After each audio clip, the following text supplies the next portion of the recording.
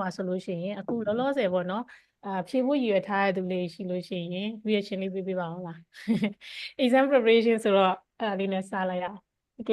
TKD ဆံမွေးကိုဖြေဖို့ပေါ့နော်သင်တန်းတွေပါတက်ထားတာပဲဖြစ်ဖြစ်ကိုယ့်ဘာကိုလေ့လာထားပဲဖြစ်ဖြစ်ပေါ့နော်ဖြေဖို့အဲ့ဒါလုံးမှာသိကူထားတဲ့သူရှိလားမသိဘူး Okay thank you အဲ့ဆိုရင်ဒီ TKD စာမိုးဘကိုဖြည့်ရဆိုလို့ရှိရင် teacher တို့အတွက်ကဒီရည်ရွယ်ချက်လေးကဘာလို့လေးများဖြစ်မလဲမသိဘူးဒီ chat box မှာလည်းပြောပြလို့ရပါတယ်ရှင့်ဥပမာဆိုရင်ဒီ job prospect ပေါ့နော်ဒါမှမဟုတ်ကိုယ့်ရဲ့ teaching knowledge အတွက် professional development အတွက်လားပေါ့နော်ဒါမှမဟုတ်လည်းကျောင်းနေကပဲ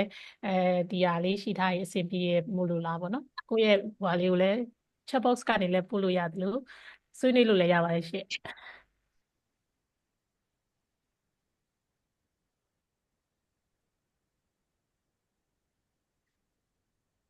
ဒီ TKD စာမိုးဘွဲကိုဖြေဖို့ပေါ့နော်တကယ်လို့ဖြေမယ်ပဲဖြစ်ဖြစ်မဖြေဘူးပဲဖြစ်ဖြစ်ပေါ့နော်ကိုကဒီ TKD ကိုဘာကြောင့်စိတ်ဝင်စားသလဲပေါ့နော်အဲ့ဒါလေးတစ်ချက်ဆွေးနွေးပေးပါဦး George Prosper ဟုတ်ပြီ for my CPD thank you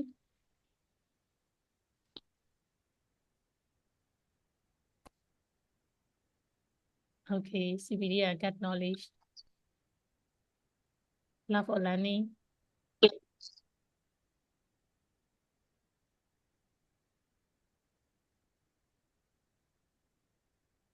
okay အဲ့ဆိုရင်တော်တော်များများတော့ပေါ့နော်အခုက PT ဆိုတာကိုလည်းစိတ်ဝင်စားလာကြပြီအရင်တော့ဆိုရင်ကိုယ့်အကိုပဲတင်ကြားရေးမှာပဲနင်းမြုပ်နေကြတာပေါ့နော်ကိုယ့်တက်ကိုတိုးတက်ဖို့အတွက်တိတ်မလုပ်ဖြစ်ကြဘူးအခုကျတော့ဒီခေတ်ကြီးမှာလည်းတင်တန်းတွေကလည်းဒါအိမ်မှာနေထိုင်ရမထတက်လို့ရတယ် online တက်နေလည်းရှိရတဲ့ကြောင့်ဘလို့တော်များများကဒီကိုယ့်ရဲ့ CPD အတွက်ပို့ပြီးတော့လှုပ်လာကြတယ်ပေါ့နော်အရင်တော့ဆိုရင်ဆရာမကြီးဆိုထုံးစံတိုင်းပေါ့နော်ကိုယ့်အကိုစာတင်လိုက်ကိုယ့်ရဲ့ဝိစာရင်းနဲ့ချိန်ကုန်နေတာပေါ့နော်ဒီနောက်ပိုင်းတော့တော်တော်များများလည်း CPD အတွက်တော်တော်လေးလှုပ်လာကြတယ်တွေ့ရပါတယ် line ပေါ်မှာလည်းဒါနဲ့ပတ်သက်ပြီးတော့လည်းတော်တော်လေးပြောကြတယ်ပေါ့နော်ဒီဆရာမ group တွေထဲမှာဆိုရင်လည်းစာရေးဘယ်တင်တန်းတက်ရမလဲပေါ့နော်ဆရာမကြီးဆိုရင်တော်တော်များများမေးလာကြတယ်နော် okay များသောအားဖြင့်တော့ CPD ကိုပို့ပြီးသတိပြုမိလာကြတယ်ပေါ့နော်ကိုယ့်ရဲ့ဒီ continuous professional development အတွက်ဘယ်လိုလေးလုပ်မလဲပေါ့အဲ့ဒါလေးလည်းတော်တော်စိတ်ဝင်စားလာကြတယ်နော် okay အဲ့တော့ဒီနေ့တော့ကျမရဲ့ဟို online webinar online လေးနဲ့အရင်ဆုံးစလိုက်အောင်နော်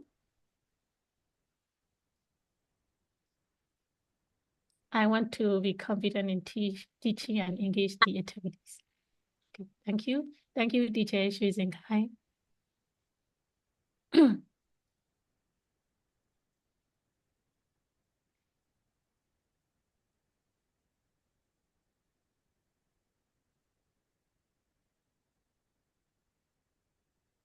okay ကျမရဲ့နာမည်ကတော့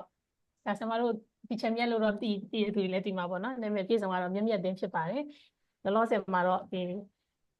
diploma in teacher training လေးတက်နေပါတယ်ကျမကိုယ်တိုင်လည်း level ပေါ့နော်young learner တွေရော adult learner တွေရောသင်နေပါတယ်အခုလောလောဆယ်တော့ဒီ teacher တို့ကိုဒီ teacher တို့နဲ့အတူတူပေါ့နော် TKD exam preparation tips တွေကိုဆွေးနွေးဖို့ပေါ့နော်အပြန်အလှန်ဆွေးနွေးတဲ့ပုံစံလေးနဲ့ကျမတို့သွားကြရအောင်ပေါ့နော်ဆရာကျမတို့စီကအမြင်လေးတွေကိုလည်းကျမညွှန်လင့်ပါတယ်အကုန်လုံးပဲပေါ့နော်ကိုတိထားလေးsharing လုပ်ရင်းနဲ့ပေါ့နော်အပြန်အလှန် sharing လုပ်ရင်းနဲ့ကျမတို့ရဲ့ webinar လေးကိုစုပ်ထိသွားလိုက်ကြအောင်နော်ကျမရဲ့ဒီနေ့ဒီwebinar လေးမှာပေါ့နော်အရင်ဆုံး TKD quiz လေးတွေရေးမေးမယ်ပေါ့ပြီးရင်တော့ကျမတို့ဒီ course content လေးကိုတစ်ချက်ကြည့်မယ် module 1 2 3မှာဘယ် unit တွေမှာဘာတွေပါလဲပေါ့နော်ပြီးတော့ဘယ် unit တွေကပို့ပြီးတော့အရေးကြီးလဲဆရာကျမတို့အတွက်ပို့ပြီးတော့ challenging ဖြစ်လဲပေါ့နော်အဲ့ဒါလေးကို discussion လုပ်ပါမယ်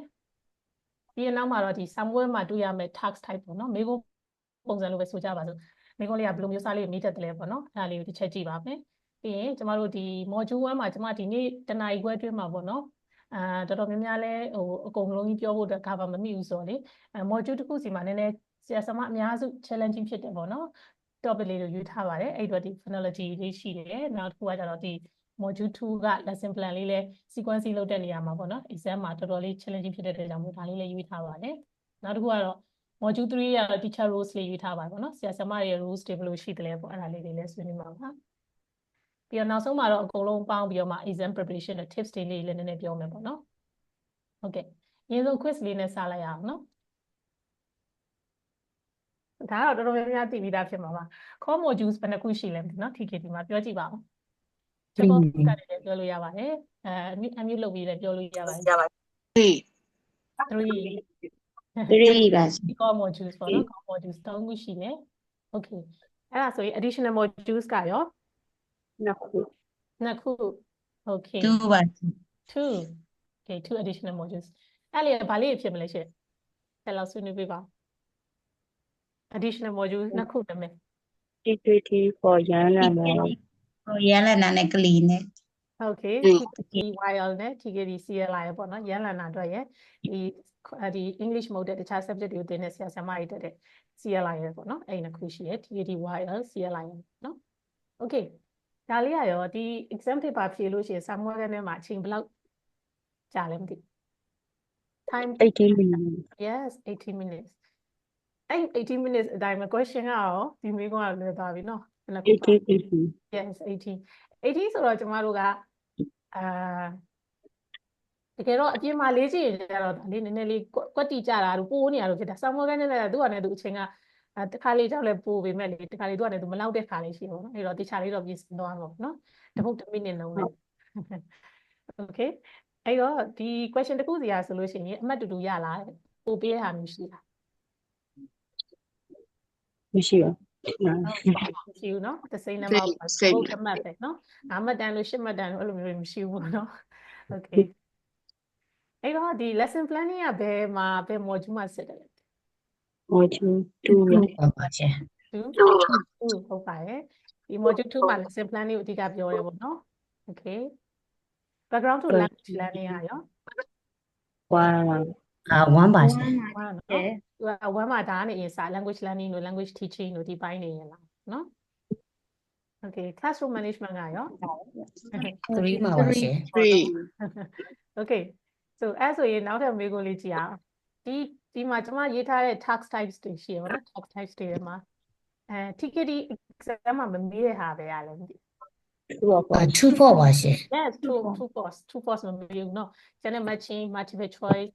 sequencing or one out ဒါတွေမေးရပေါ့เนาะ okay နောက်တစ်ခုကကြတော့ TKD ကိုဘယ်လိုမျိုး graded လုပ်လဲ pass fail ABCD or band 1 4 3 2 1 yes 4 3 2 1ပေါ့နော်အမြင့်ဆုံး highest band score က 4ပေါ့နော်4ရဖို့အတွက်ဆိုရင်ဘယ်နှမှတ်ထပ်ရမှာဖြစ်တာ80ပါ80မှာဘယ်လောက်ရ over 75 over 70 over 70 70 70 and above ဆိုရပြီနော်70 and above 90ကျော်ရင်ရတယ်နော် okay အဲ့ဆိုရင်ကျမတို့ကဒီ band score တွေတခုကိုက band score အမှ3လို့4လို့ရမှာ band score ရလား2လို့1လို့ရရင် band score ရလားဟုတ်ပါဘူးဒီ certificate ရလား certificate band score ရ certificate ရလားပေါ့နော်အဲ့တော့ကိုယ်ကတော့အတွက်ရှောက်ချင်တယ်ဆိုရင်ဒီ exam မှာဝင်ဖြေလိုက်ရင် certificate ကတော့လက်ထက်ရောက်လာမှာအဲ့ဒါမှတော့ band score ရပါနေမှာပေါ့နော်အဲ့တော့ကိုယ်အတွက် impression ရှိအောင်လို့တော့band score များလေးကောင်းလို့နော် okay အဲ့တော့ဒီမှာရောကျမတို့ကဒီ band 3ပေါ့နော် band 3ရဖို့အနည်းဆုံးဘယ်လောက်ရရမချင်လဲ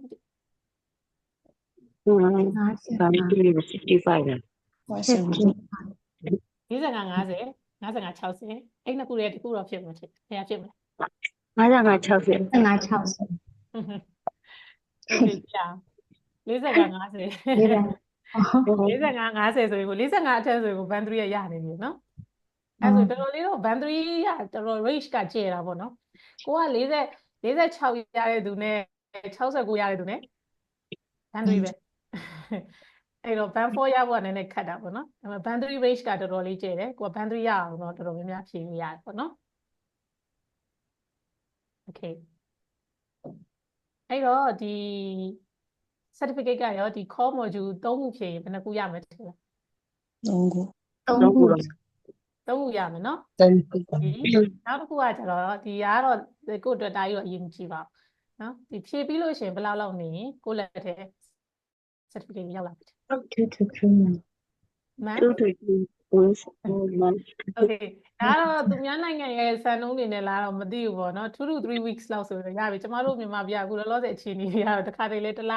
လောက်ချီပြီးကြာတတ်တယ်ပေါ့နော်2 3 weeks လဲမဟုတ်တယ်လို့2 3 months လောက်ဒီလဲကြာချင်မှကြာပါမယ်နော်အဲ့တော့ပုံမှန်ကတော့2 3 weeks after the exam ဆိုရပါနော်ဒါပေမဲ့အခုအခြေအနေကပြောရခက် okay ဟိုကဒီ TKD ဆမ်ဘွဲကိုတစ်ခါပဲဝင်ဖြေပေးရှိရလားကြိုက်တဲ့လောက်ဖြေလို့ရလားနှစ်ကြိမ်ပဲလား ပတ်စံတက်ရှိသလား စိတ်ကလား ဒီနားရှိဖြေလို့ရတယ်နော်โอเคကိုကကိုမချင်းနဲ့မချင်းဖြေလို့ရတယ်အဲ့တော့ဒီ all modules ပေါ့နော်ဖြေအကုန်ဖြေကြလို့လားလို့လား We must take all three modules. Yes, teacher. No yes နော်ကြိုက်တဲ့ဟာဖြေ3ကဖောက်ဖြေ2ကဖောက်ဖြေ1ကဖောက်ဖြေ3စလုံးပေါင်းဖြေတစ်ခုရဲ့ဖြေကြိုက်တယ်လို့ရှိလို့ရနော်ဒါပေမဲ့ teacher တို့ဘယ်လိုထင်တော့1 2 3တကယ်လို့အချိန်လဲရမယ်ကိုကရွေးချယ်လို့လဲရမယ်ဆိုဘယ်လိုဖြေတဲ့လဲ သုံးခုလုံးတစ်ခါကြည့် Orderly. ခုလုံးတစ်ခါဖြေလေးမယ် teacher. 3ခုလုံးတစ်ခါဖြေမယ်ပြီးရောနော်ဟုတ်ပြီတကယ်လို့3ခုလုံးဖြေဖို့ကဲ budget ရတော့လည်းကောင်းဟိုနှစ်ခုဆိုဘယ်အယူ module 3ကိုအရင်ဆုံးဖြေပါမယ်ရှင် module 3 I think okay တနေ့သူတွေရောဟုတ်ကဲ့ပါဒီချုံမလေးတနေ့သူတွေရောပြောပါဦး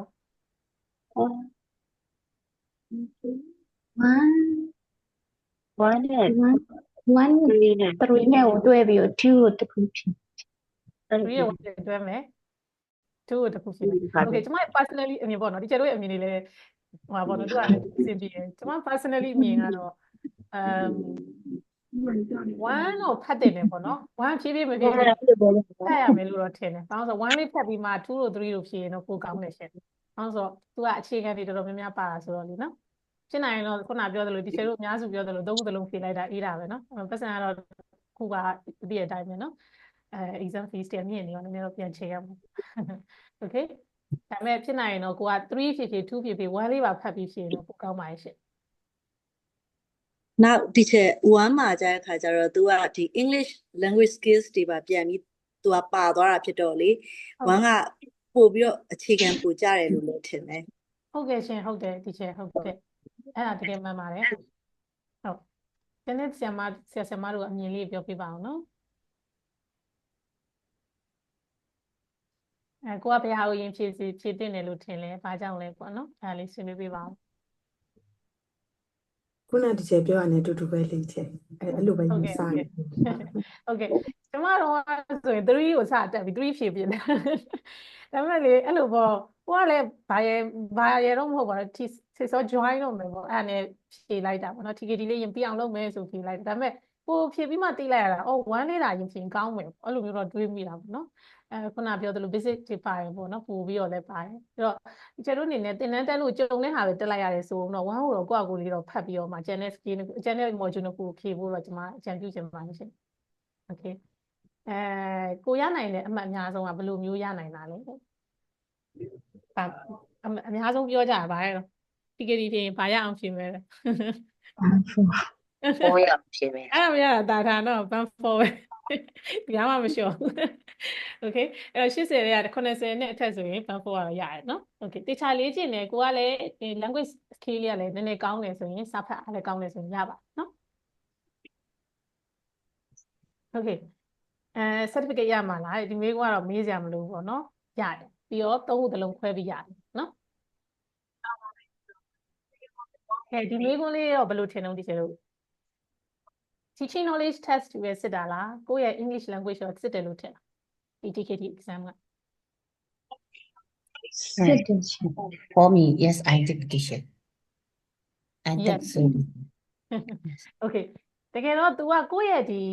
no ပေါ့နော်ဒီ teaching knowledge language skill ကိုတော့မစစ်ဘူးဒါပေမဲ့တေချာပေါက်လို့နော်တေချာပေါက်တော့လို့ရဘာလို့လဲဆိုတော့တချို့ဟာတွေက concept တွေကကိုကသာ language skill မမြင်စာအုပ်ကြီး course book ကြီးကိုလက်ထဲဘယ်သူပြည့်တော့ TKD ဖြေရမယ်ဆိုလို့ရှိရင်စာ course book ကလက်ထဲရှိတယ်ဖတ်ကြတယ်ဒါပေမဲ့တချို့ concept တွေကိုကိုကမမိဘူးပေါ့နော်အဲ့လိုမျိုးဖြစ်တယ်ကျွန်မလည်းအတွေ့အကြုံရသင်မှုတဲ့အတွေ့အကြုံရကိုယ်အတွေ့အကြုံရရောပေါ့နော်ဒီ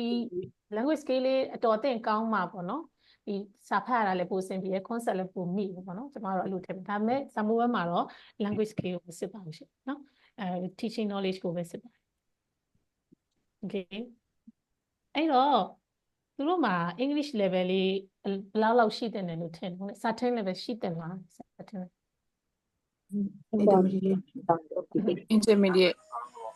yes ကျေတော့မှန်ပါတယ်ရှင် B1 PET level intermediate အဲ့လိုမျိုးပေါ့နော်မျိုးစုံခေါ်ကြတာပေါ့အဲ့လောက်ရှိဖို့လို့ရှင်တော့ strongly advice ပါတယ်အဲ့လောက်ရှိဖို့တော့သူက advice လုပ်ပါ နော်မဟုတ်ရင်ဖတ်ရင်လည်းရွာတွေလေတတ်တယ်ပေါ့နော်အဲ့လောက်ကြီးလည်းခတ်တာတော့လည်းမဟုတ်ပါ B1 လောက်ဆိုရဒီချက်တို့တော်တော်များများလည်း B1 တော့ရှိမှာနော် okay နောက်တစ်ခုကဒီလိုမျိုးကျမတို့ဒီ TKD ဖြည့်တဲ့အချိန်မှာအရေးကြီးဆုံးတစ်ခုပါပြီအဲ့ဒါကတော့ course book နဲ့တွဲကြည့်ရမယ်နောက်တစ်အုပ်ရှိတယ်အဲ့ teaching terminology တွေပါတဲ့ဟာအဲ့ဒါဘာလို့ခေါ်လဲမသိစာအုပ်လေးနည်းနည်းရှိတယ် glossary yes TKD glossary ခဏလေးမရှိရဆရာမတွေတကယ်လို့ရှိခဲ့ကျမ share ပေးမယ်ထဲမှာလည်းဒါလေးပါပါနော် TKD glossary စာအုပ်လေးစောင့်ထားရင်ကောင်းတယ်ကျမတို့ print ထုတ်ထားလိုက်တာပဲခဏမကြာခဏဖတ်ပြီးစာမွေးမှာမိကုန်းတွေဖြေတဲ့အချိန်မှာလေဒီ TKD glossary ဖတ်ထားတဲ့ဟာကလေမိကုန်းတွေဖြေရအများမြန်ဟိုတောက်ထောက်နေပေါ့နော်ပို့ပြီးတော့ terms တွေကျွမ်းသွားတဲ့ကြောင့်မလို့ကိုယ့်အတွက်တော်တော်လေးအထောက်အကူဖြစ်တယ် course book လည်းဖတ်မယ်ဒီ glossary လေးလည်းမကြာကြည့်ပေးမယ်ဆိုတော့အဆင်ပြေရှင့်အဲ့တော့ဒီကောင်လေးကိုတော့ကျမတို့ lesson စောင့်ထားတယ်လို့ထင်ပါစာမျက်နှာ90ကျော်လောက်ပဲပါတာပေါ့နော်အဲ့မှာ TKD ကဒီ bullet တွေသူကအဲ့မှာ glossary နေနဲ့သူကပြန်ပြီးတော့ meaning တွေရှင်းပြထားတာပေါ့နော် okay ကဲနောက်တစ်ခါ Samuel ကနဲ့ရောက်ပြီဆိုပါလို့ question paper ပေါ်မှာ notes မှတ်လို့ရလား note ရှင် ရပါတယ်ကျွန်တော်တို့လက်ထဲမှာနှစ်ခုရောက်တယ်ပေါ့နော် question paper လည်းပါတယ်သူတို့လက်ထဲတော့ပြရခဲ့ရတယ်ဒါပေမဲ့တယောက်တစ်ခုစီရတယ်နော် question paper ရတယ်answer paper တစ်ခုရတယ်အဲ့ဒါ shade လုပ်ရတယ်စာရွက်လေးခဏနေပြမယ်ပေါ့နော်အဲ့တော့ question paper ထဲမှာကြိုက်တဲ့လောက်မှကျမတော့မဖြေနိုင်သေးတဲ့ပုံတွေမတည်ကြသေးတဲ့ပုံတွေ star ပြထားခဲ့ရတယ်ပေါ့လုပ်ချင်တယ်လို့လုပ်လို့ရနော်အဲ့တော့ yes ပါနော် make notes you can make notes okay နောက်တစ်ခုကကိုကအဲ့မှာ notes တွေမှတ်ထားတဲ့ဟာတွေကိုအမှတ်ပေးလားဆိုတော့ ပေးပါ ပေးပေါ့နော်ကိုက notes ထဲပါမှတ်နေနေအဓိကအရေးကြီးတာကဖြေလိုက်တဲ့ answer ရှိထဲမှာ shade လုပ်လိုက်တဲ့ဟာလေးတွေဒီခြားလေးပြတဖြစ်ဖို့ပဲရည်ကြည့်နော် okay ဆောင်းဖြစ် pencil ဖြစ်သုံးလို့ရလား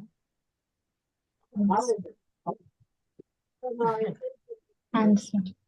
pencil ပဲပြီးတော့သူတို့ပေးတဲ့ pencil လေးသုံးရင်ကိုရတယ်နော်ကိုကဘာမှယူမသွားလဲရတယ်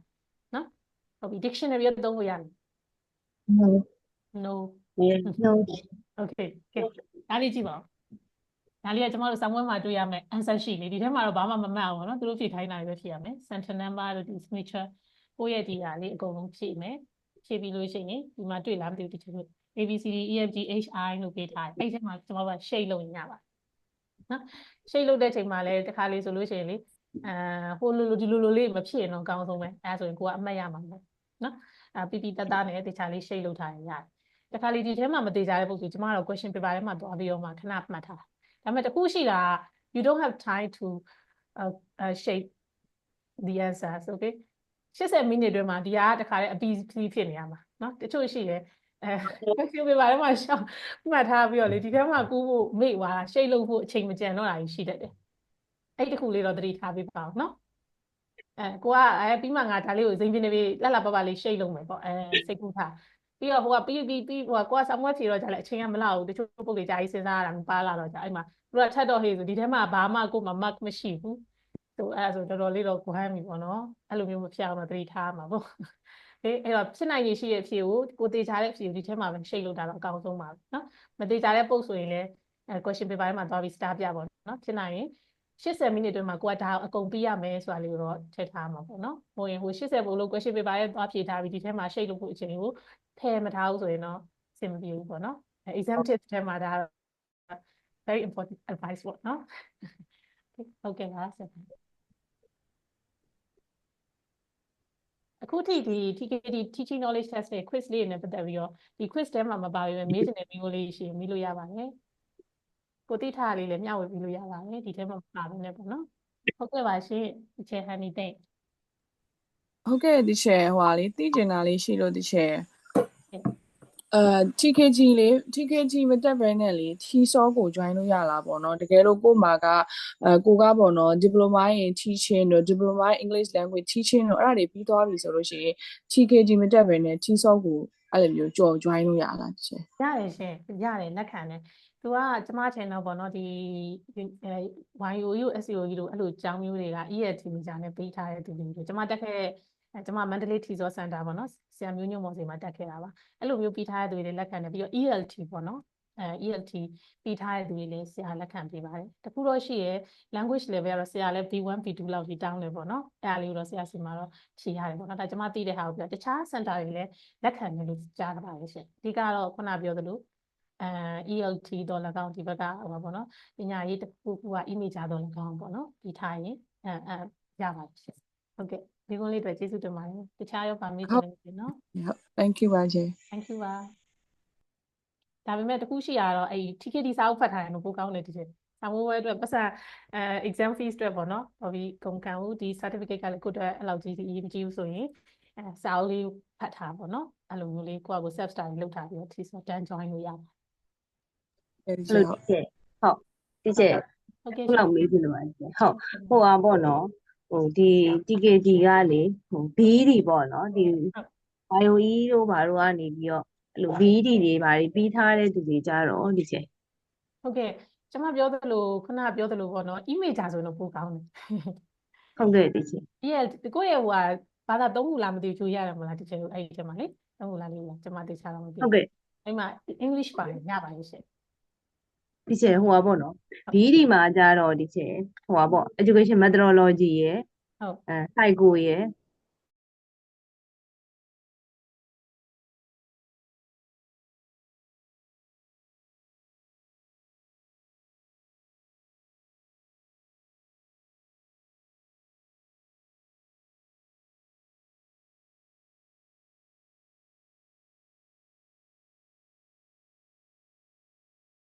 ဟုတ်ကဲ့ဒီကျဟုတ်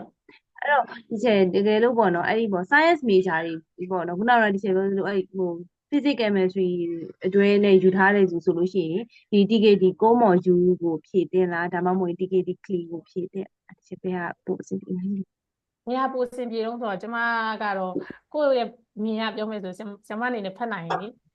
TKD course book ကိုတော့ဖတ်လိုက်ပြီးရင် CLI ရလည်းတွားလို့ရတယ် wire လည်းတွားလို့ရတယ် ဟုတ်ကဲ့ ပို့ပြီးတော့မိရင်ရှင် concept ကိုမိဒီ course ဟုတ်ကဲ့ book ကစာတွေကပို့ပြီးတော့မှပေါ့နော်သူကအကုန်ပါနေတာပေါ့ဒါပေမဲ့ ပြောသလို other major subject တွေကိုတချို့ကဒီ English medium instruction နဲ့သင်မှာပေါ့နော်အဲ့အတွက်ဆိုရင်တော့ CLI ကိုကျွန်မ recommend လုပ်ပါတယ်ရှင် ဟုတ်ကဲ့ပါဒီ ဟုတ်ကဲ့ပါအဲ့ ကျေး ဒါ ဇူး တော့ ပါဒီ ပို့ပြီးတော့အရေးကြီးပါတယ်ကျွန်မ CLI ကိုတော်တော်ကြိုက်တယ်ကိုယ်တိုင်က English သင်နေပေမဲ့တော်တော်တက်တဲ့နေဟိုပါပေါ့နော်သင်တန်းထဲမှာလည်းပါတယ်ကိုယ့်အကိုလေ့လာရင်လည်းတော်တော်အဆင်ပြေတယ်ကျွန်မခဏနေလည်း CLI ရဲ့ course book လေးလည်း share ပေးပါမယ်နော် ဟုတ်ကဲ့ပါဒီဟုတ်ကျေးဇူးပါဟုတ် ကျေးဇူးပါရှင်တခြားရောမေးစရာရှိသေးလားမသိနော်ကိုမေးတဲ့မေးခွန်းလေးကလည်းသူများမေးချင်တာလေးတွေဟိုဟာသူများအတွက်သုံးဝင်တာလေးလည်းဖြစ်နိုင်တယ်ဆိုတော့ဗောနော်မေးလို့ရပါတယ်ကျန်တဲ့သူတွေလည်းသိရတာဟုတ်ကဲ့ပါ Mike please ဟုတ်ကဲ့ပါဒီချက်ဒီချက်ကျွန်တော်ကတော့ခုလက်ရှိကြတော့ဒီ Yellanders ကိုစတင်နေတာပေါ့နော် ဟုတ်ကဲ့ ဒါပေမဲ့ဟိုကျွန်တော်ဟိုအဲ့ဒီ TKD module 3ခုကိုဖြေရမှာဒါမှမဟုတ် Yellanders တစ်ခုပဲဖြေရင်ကောင်းမလားပေါ့နော်ဒီချက် ဟုတ်ကဲ့ခုနအချိန်တော်၎င်းbudget တော်၎င်းအတွက်ပေါ့နော်နှစ်ခုသလုံးထည့်စဉ်းစားပြောမယ်ဆိုခုနစကားပြန်ပြောရမှာပေါ့နော် TKD core module course book ကိုဖတ်လိုက်ဖတ်ပြီးလို့ရှိရင်ရန်လက်နာလေးကိုဖတ်ပြီးတော့ဖြေလိုက်ရင်ပိုကောင်းနေရှင်အဲ့ဆိုပို့ပြီးတော့ concept ကျွန်မတို့အကောင်းဆုံးအတွက်ပြောရပါတော့ဒါပေမဲ့ကို့မှာအချိန်မရှိဘူးဆိုလဲရန်လက်နာကိုပဲဖတ်ပြီးဖြေလဲရပါတယ်ပြဿနာမရှိဘူးဟုတ်ကဲ့ဒါပေမဲ့ concept ကတော့ပို့ပြီးတော့မိတာကတော့ဒီ core modules လေးထဲမှာပို့ပြီးတော့မှပေါ့နော်အခြေခံတွေလည်းပို့ပါတယ်အဲ့ဒါလေးဖတ်ပြီးတော့မှရန်လက်နာလေးကိုကိုယ့်အကိုလေးရန်လက်နာအတွက်ပဲ focus ထားပြီးဖြေလိုက်လဲရပါရဲ့ရှင့်ဟုတ်ကဲ့ဆရာ ဟုတ်ကဲ့ကျေးဇူးအများကြီးတင်ပါတယ်ချက်ဟုတ်ကဲ့ ကဲပါဆရာ thank you တခြားရောမေးချင်တာရှိလားမသိနော်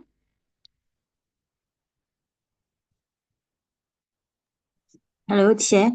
ဟုတ်တချေတခုတော့မေးတယ်ဆရာ TKD အဲ့ course book ကလေကို module ရဲ့ဟိုဟာ test book တွေရှယ်ဟို free download လုပ်လို့ရလား free download ခဏနေကျွန်မပေးမယ်ထင်ပါအဲ့ဒီပါမှာပါရှင်ဟုတ် ဟုတ်ကဲ့ကျေးဇူးပါချေဟုတ် ဟုတ်ကဲ့ပါခဏနေစာအုပ်တွေလည်း sharing လုပ်ပေးပါမယ်နော် TKD မလုပ်ဘဲထပ်စောဖြေလို့ရလားခုနဖြေပြီးသွားပြီနော်အဲ့မေးပါမယ် okay why is the is ခုမှ chat box ကိုကြည့်မိလို့ပါ okay အဲ့ဆိုကျမတို့ဆက်သွားရအောင်နော်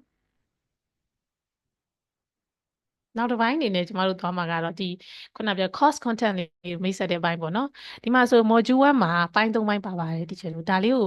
ဘာလို့တချို့လဲရင်းနှီးပြီးသားဖြစ်မယ်တစ်ချက်လောက်လေးကြည့်ပေးပါအောင်နော်ဘယ်လိုများအပိုင်းကြီး3ပိုင်းပြန်ပိုင်းထားတယ်လဲပေါ့နော်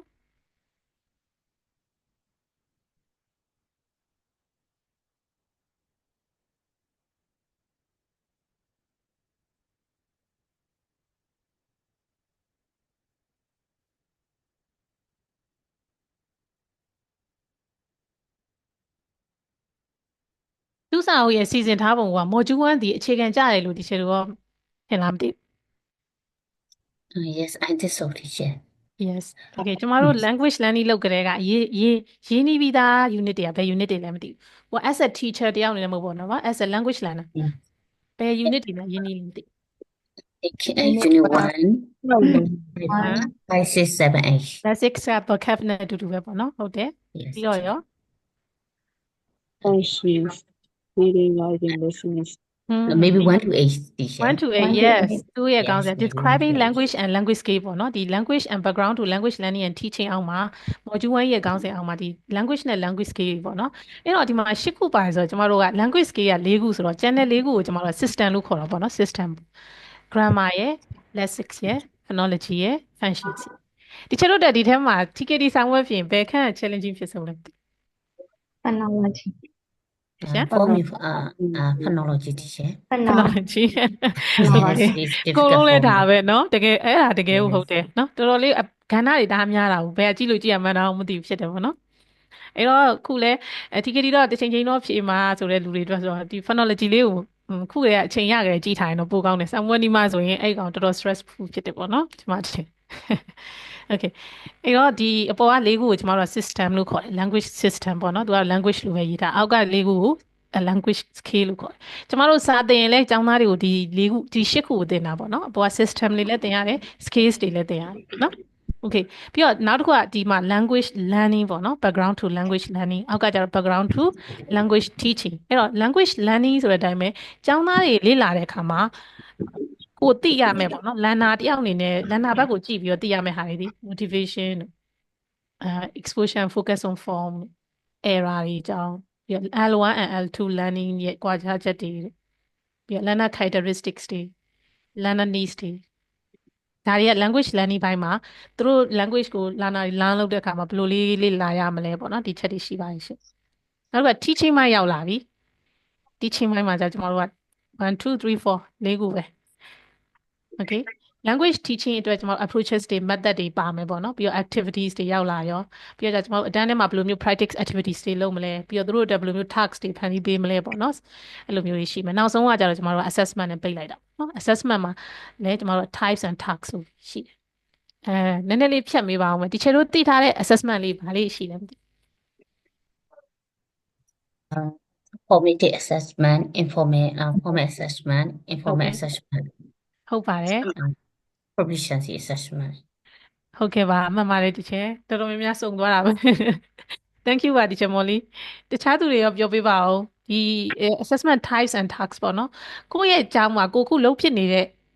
type ဆိုရင်ဘာလေးများဖြစ်မလဲအမြဲတမ်းလုံးဖြစ်နေတာကိုနဲ့ရင်းနှီးကျွမ်းဝင်တဲ့ types assessment types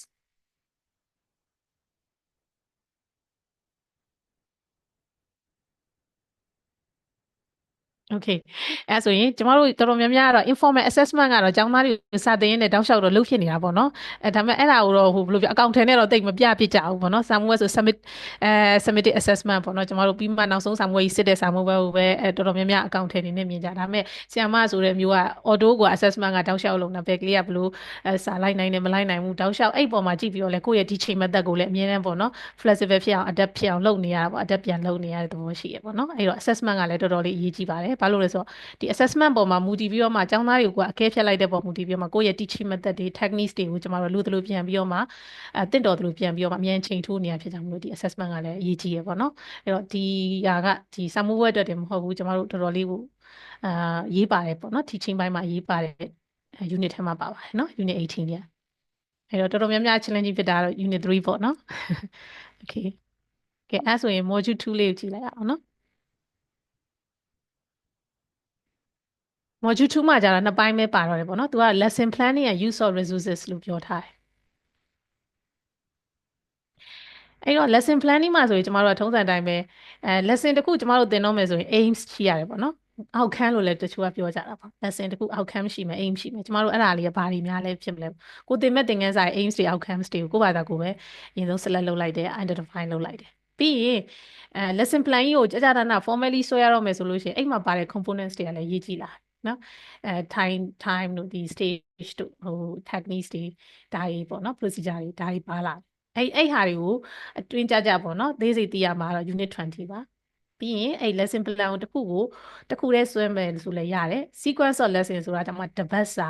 တစ်လစာဒါမှမဟုတ် course တစ်ခုလုံးစာယူဆွဲတဲ့နည်းတွေကိုကျွန်မ unit 20မှာ21မှာသင်လေ့လာရမှာပေါ့နော်နောက်ဆုံးတစ်ခုကတော့ assessment ကိုဒီလိုမျိုး lesson plan တွေဆွဲပြီးစာလဲသင်ပြီးဆိုလို့ရှိရင်ဘယ်လို assessment activities တွေနဲ့ငါသုံးပြီးတော့မှငါသင်ထားတာကိုပြန်ပြီးအကဲဖြတ်မလဲပေါ့နော်အဲ့ဒီ unit 22မှာပြန်ပြီးတော့မှကြည့်ရမှာပါ okay အဲ့တော့ဒီ selection and use of resources အခန်းလေးမှာကျတော့ကျမတို့ကဒီ resources တွေနဲ့ပတ်သက်ပြီးတော့ကိုကဘယ်ဟာလေးပြန်သုံးမလဲပေါ့နော် teacher တို့အခုနောက်ပိုင်းဆိုလို့ရှိရင် resource ရွေးတဲ့အချိန်မှာဘယ်လိုရွေးပြကြလဲမသိဘူး course book ကိုအဓိကထားလားတခြားonline မှာအရင်ပဲ accessible ဖြစ်နေတော့လေဘာလေးရောသုံးပြကြလဲကျမတို့အဲ့ဒါလေး sharing လုပ်ပြကြပါတခြားဒီမှာရှိတဲ့တက်ရောက်တဲ့သူတွေကိုလည်းဝေးမြရင်းနဲ့လေ course book ပြင်ဘယ်လို reference resources တွေကကိုယ့်အတွက်အသုံးများလဲမသိ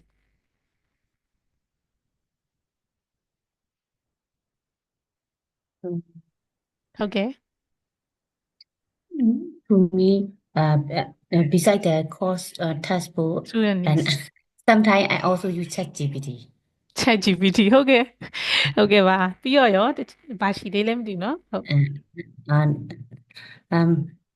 YouTube တည်း TikTok YouTube အများဆုံးပဲ YouTube อ่ะဟုတ်ပြီ teacher YouTube ကဘယ်လို activities လေးတွေအတွက်ပို့ပြီးရှာပြလဲမသိဘူးเนาะ YouTube မှာဆိုရင်ရှင့်ဟိုအဓိကဖြစ်ကြ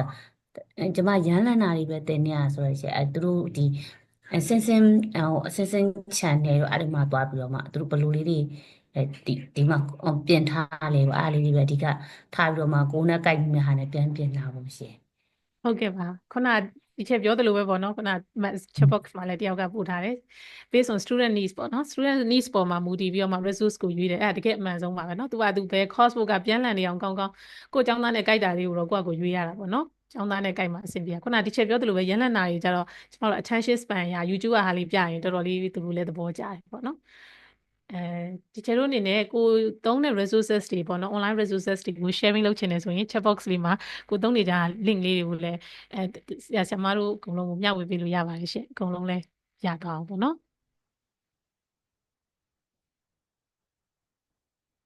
YouTube channel လေးတွေရေးပေးကြပါဗျာကျွန်မလည်းမြင်တူသွားပြီဟိုမှာ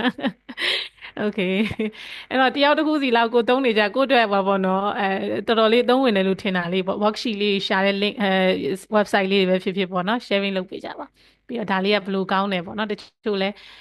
အမြဲတမ်းကလေးတွေဆိုတာquiz Kahoot live worksheets တဲ့teacher Lavanda thank you ပါရှင် Okay အဲ့တော့ဒီ chat box မှာပို့ပေးထားလို့ရပါတယ်နော်ကဲအဲ့ဆိုကျမတို့ဆက်သွားကြည့်အောင်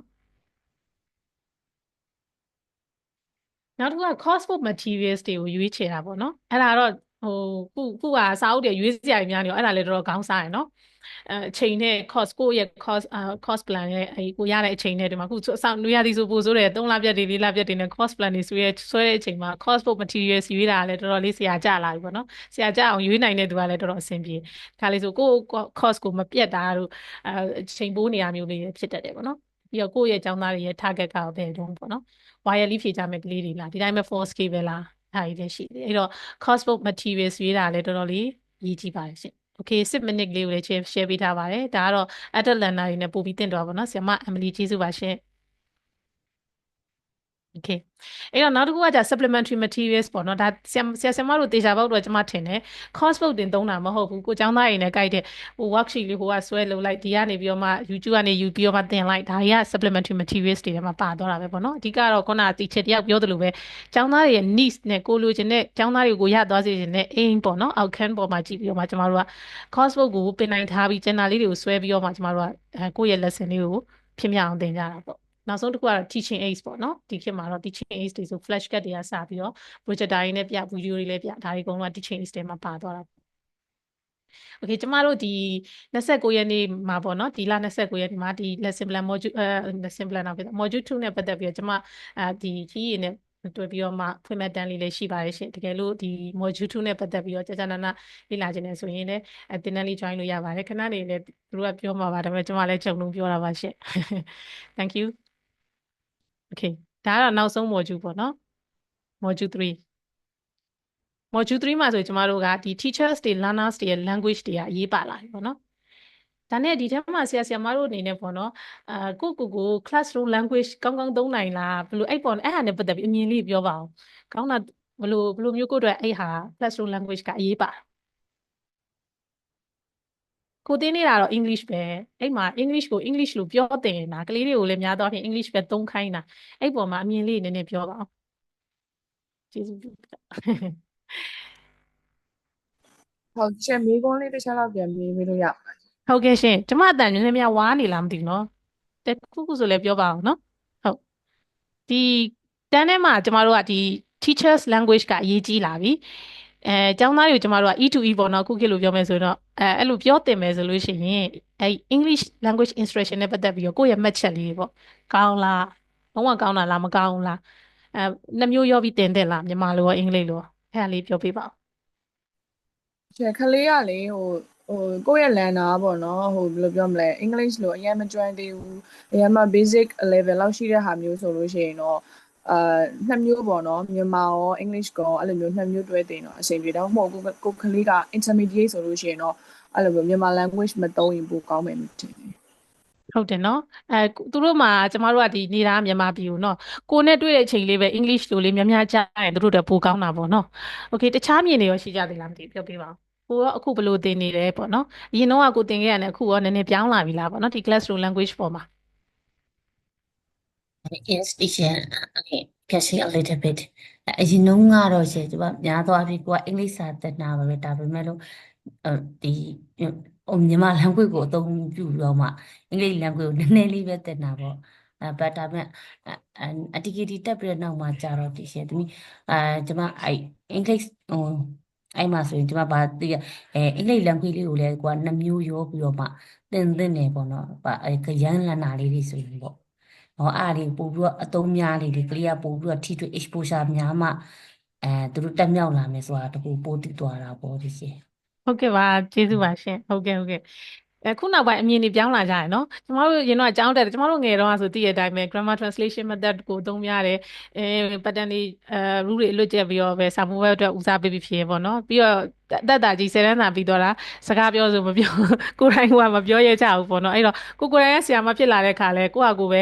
စူးစမ်းပြီးတော့လဲ English လို့ပြောတယ်ပေါ့နော်ဒီမှာ teacher Nikki ရရေးထားတဲ့ကတော့Learners ပေါ်မှာမူတည်ပါတယ်ဒါပေမဲ့kindergarten ငယ်လေးကောင်းလေပေါ့နော် teacher Okay KG လေးတွေကနေ English လို့ပြောတယ်သူတို့ကလုံးဝနော်ဖျောင်းလေးလိုပဲပုံသွင်းလို့တားလို့ဟာကိုပြောသမျှသူတို့ကအကုန်လုံးမှတ်နိုင် absorb လုပ်နိုင်တဲ့အရွယ်လေးတွေပေါ့နော်နည်းနည်း middle school လောက်လဲရောက်ရော Burmese translation လေးနည်းနည်းလိုလာတယ်တဲ့ဟုတ်တယ်နော်သူတို့ကိုယ်တိုင်လည်းနည်းနည်း hesitation လေးဖြစ်လာပြီးပြောပါဟဲ့လို့ကျွန်တော်တို့ကတိုက်တွန်းလာလူကြီးဆိုပို့ဆိုဟုတ်ပါတယ် teacher thank you teacher Nikki Okay အဲ့တော့ဘာပဲပြောပြောဒီခေတ်မှာတော့ပေါ့နော်သင်တန်းမှာ English ပါဆိုနေမှာပဲ English ကိုဆရာမကိုယ်တိုင်ကလည်းဒီ language classroom language ကို English ကိုပို့ပြီးသုံးရမယ်လို့သိလာပြီပေါ့နော်အဲ့မှာလည်းစူးစမ်းပြီးတော့လည်းပြောလာကြတယ်တခုရှိတာကတော့ကိုယ့်ရဲ့ကျောင်းသားရဲ့ level ကိုလည်းတစ်ချက်ကြည့်ရမှာပေါ့နော်အဲ့ဒါကိုကျွန်တော်တို့ language grading လုပ်တယ်လို့ခေါ်တယ်ပေါ့နော်ကလေးနဲ့တန်တဲ့ level စကားပဲပြောတယ်ပေါ့နော်တစ်ခါလေးရှိတယ်ဆရာမကသူကစာရီတော်ပြန်လည်နေအောင်ဘလောက်ပဲကောင်း speaking တွေပဲဘလောက်ပဲမှုတ်ကိုကျောင်းသားရဲ့ language နဲ့တွားပြီးတော့မှ grade ညှိပြီးတော့မှဆရာမကမပြောဘူးရှင်းလင်း instruction မပေးတတ်ဘူးဆိုရင်လည်းအဲ့ဒါလည်းကွမ်းတာပဲပေါ့နော်အဲ့တော့ English ဒီ classroom language ကိုသုံးတာကောင်းတယ်တက်နိုင်သမျှလည်းသုံးတယ်ဒါပေမဲ့ကျောင်းသားရဲ့ language level နဲ့တစ်ချက်ကို grading ညှိပြီးတော့မှသုံးတင်တယ်လို့ကျမတို့ထင်တယ်ပေါ့နော်တက်နိုင်သမျှစချင်းဆိုရင်တော့ instruction ကိုရှင်းလေးနဲ့TPR ပေါ့နော်လက်အန်ချီယန်လေးတွေရောပါပြီးပြောရင်းနဲ့ကိုနဲ့တူ English စကားပြောနားလည်လာအောင်ကိုကဆွဲခေါ်တင်တယ်ပေါ့နော်ပြောရမယ်လို့ပြောပြီးကိုကအရင်ကြီးပဲကိုရဲ့ level နဲ့ကိုက်တဲ့စကားတွေကြီးပဲလွတ်နေလို့ရှိရင်ကလေးအတွက်အဆင်မပြေဘူးပေါ့နော် learner အတွက်အဆင်မပြေဘူးအဲ့တော့ language grading လေးကိုလည်းတစ်ချက်တော့သတိထားတင်တာပေါ့နော်အဲ့တော့learners language လည်းရှိတာပဲသူကဘာလဲဆိုတော့ကျောင်းသားအတန်းနဲ့လာပြီဆိုသူပြောစရာစကားကိုသင်ထားမှဖြစ်မှာအနည်းဆုံးတော့sorry for being late ပေါ့နော် may I come in ပေါ့ can I go to toilet ပေါ့နော်အခုခေတ်ကလေးပြောနေကြစကားတွေပေါ့နော်အဲ့ဒါမျိုးလေးလေသူတို့သင်ထားမှသူတို့လည်းပြောချင်မှာပေါ့အထက်သူသဖြင့်အဲ့ classroom language လေးလည်းရေးကြည့်တယ်ဆရာမပြောတာကိုနားမလည်ဘူးဆိုရင် could you say that again please ပေါ့could you explain ပေါ့အဲ့လိုမျိုးလေးလည်းကိုကသင်ထားတဲ့ပေါ့နော်အဲ့တော့အဲ့လိုမျိုးသင်ပြီးတဲ့နောက်မှာကျွန်တော်တို့ learners mistake ကဟိုရှေ့မှာလည်း error ဆိုပြီးတော့မှကျွန်တော်တို့ module 1မှာပါတယ်ဒီမှာလည်းပါတယ်နော် နောက်တစ်ခုက classroom management ကတော့ဒီ module 3မှာတော်တော်များများရေးပါတယ်လို့ပြောကြတဲ့အခန်းတွေပေါ့နော် teacher roles တွေရှိမယ် roles တွေဆိုဘာတွေသိကြလဲမသိ teacher roles instructor ဆိုတာတော့ကျွန်မတို့ဒီဥဆောင်ပြီးတော့ပြောတယ်သင်တယ်ပေါ့နော်အဲ့ဒါတော့အများနဲ့လုပ်နေကြနေလိုက်ပေါ့အဲ့ဒါအပြင်တခြား roles တွေနဲ့ဘယ်လိုမျိုးလုပ်လို့ရအောင်ခုခေတ်မှာပိုပြီးကိုက်ညီရဲ့ rules လေးဆရာမတယောက်အနေနဲ့စားကြည့်တင်တာမဟုတ်ဘဲနဲ့ဘယ်လိုအနေနဲ့နေပြီးလို့ရတယ်အတန်းထဲမှာ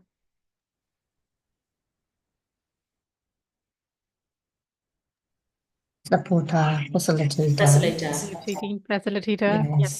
manager supporter manager yes sometime planner rules တွေပြောရင်းနဲ့တစ်ချက်ပြောရမှာတော့ကျမတို့ဆရာမတွေစာသင်လို့ရှိရင်ဆရာဆိုတဲ့အတိုင်းပဲစကားတားပြောချင်တာကျမတို့အခု TDD အများနေပေါ့နော်ဒါပေမဲ့ webinar ဆိုတော့လေပြောဖို့ပြောပေမဲ့လည်းတခါလေးမပြောတော့ကိုကြည့်လွတ်မိတယ်လို့တော့ဖြစ်တာပေါ့နော်အဲ့တော့ဒါပေမဲ့အတန်းထဲမှာကိုစီလာတတ်တဲ့ကလေးဒီ language ကိုလာတဲ့တာသူတို့ကိုလည်းပြောဖို့အခွင့်အရေးပေးရမယ်ပေါ့နော်အဲ့တော့ကျမတို့ TTT လို့ခေါ်တဲ့ teacher talking time လေးကိုတော့ short တင်တယ်ပေါ့နော်အဲ့လို short ဖို့ဆိုရင်ကျမတို့ပုံမှန်လုပ်နေကြ instructor role ကနေနောက်ဆုတ်ပြီးတော့ facilitator ဖြစ်ဖြစ် monitor ဖြစ်ဖြစ်အဲ့လိုမျိုးပေါ့နော်ကိုတင့်တော်ရ role မှာလည်းနေတင်တယ်ပေါ့နော်အဲ့ဒါလေးကတော့ဒီနေ့ကြုံလုံးပြောတာပါရှင့်အဲ့တော့ကိုက TTT မများအောင်လို့ view ဆိုင်ရမှာပေါ့နော်TTT မများလို့ရှိရင်ဘာ auto တက်တော့မှထင်အတန်းထဲမှာရတာ45မိနစ်ကိုယ့်ရဲ့ TTT teacher talking time ကို short ရင်ဘာတက်တော့ student talking time ကများပါ အေးပေါ့ student talking time များမှာပေါ့နော်အဲ့တော့ student talking time များဖို့ရေးဆိုရင်ကျမတို့ကဒီတိုင်းရောဟဲ့ဟိုငါ TTT short မယ်ဆိုပြီးစာသင်ခန်းထဲဝင်သွားရင်လေပြင်ဆင်မထားရင် auto များသွားတာပဲတချို့တို့ဘယ်လို short ကြ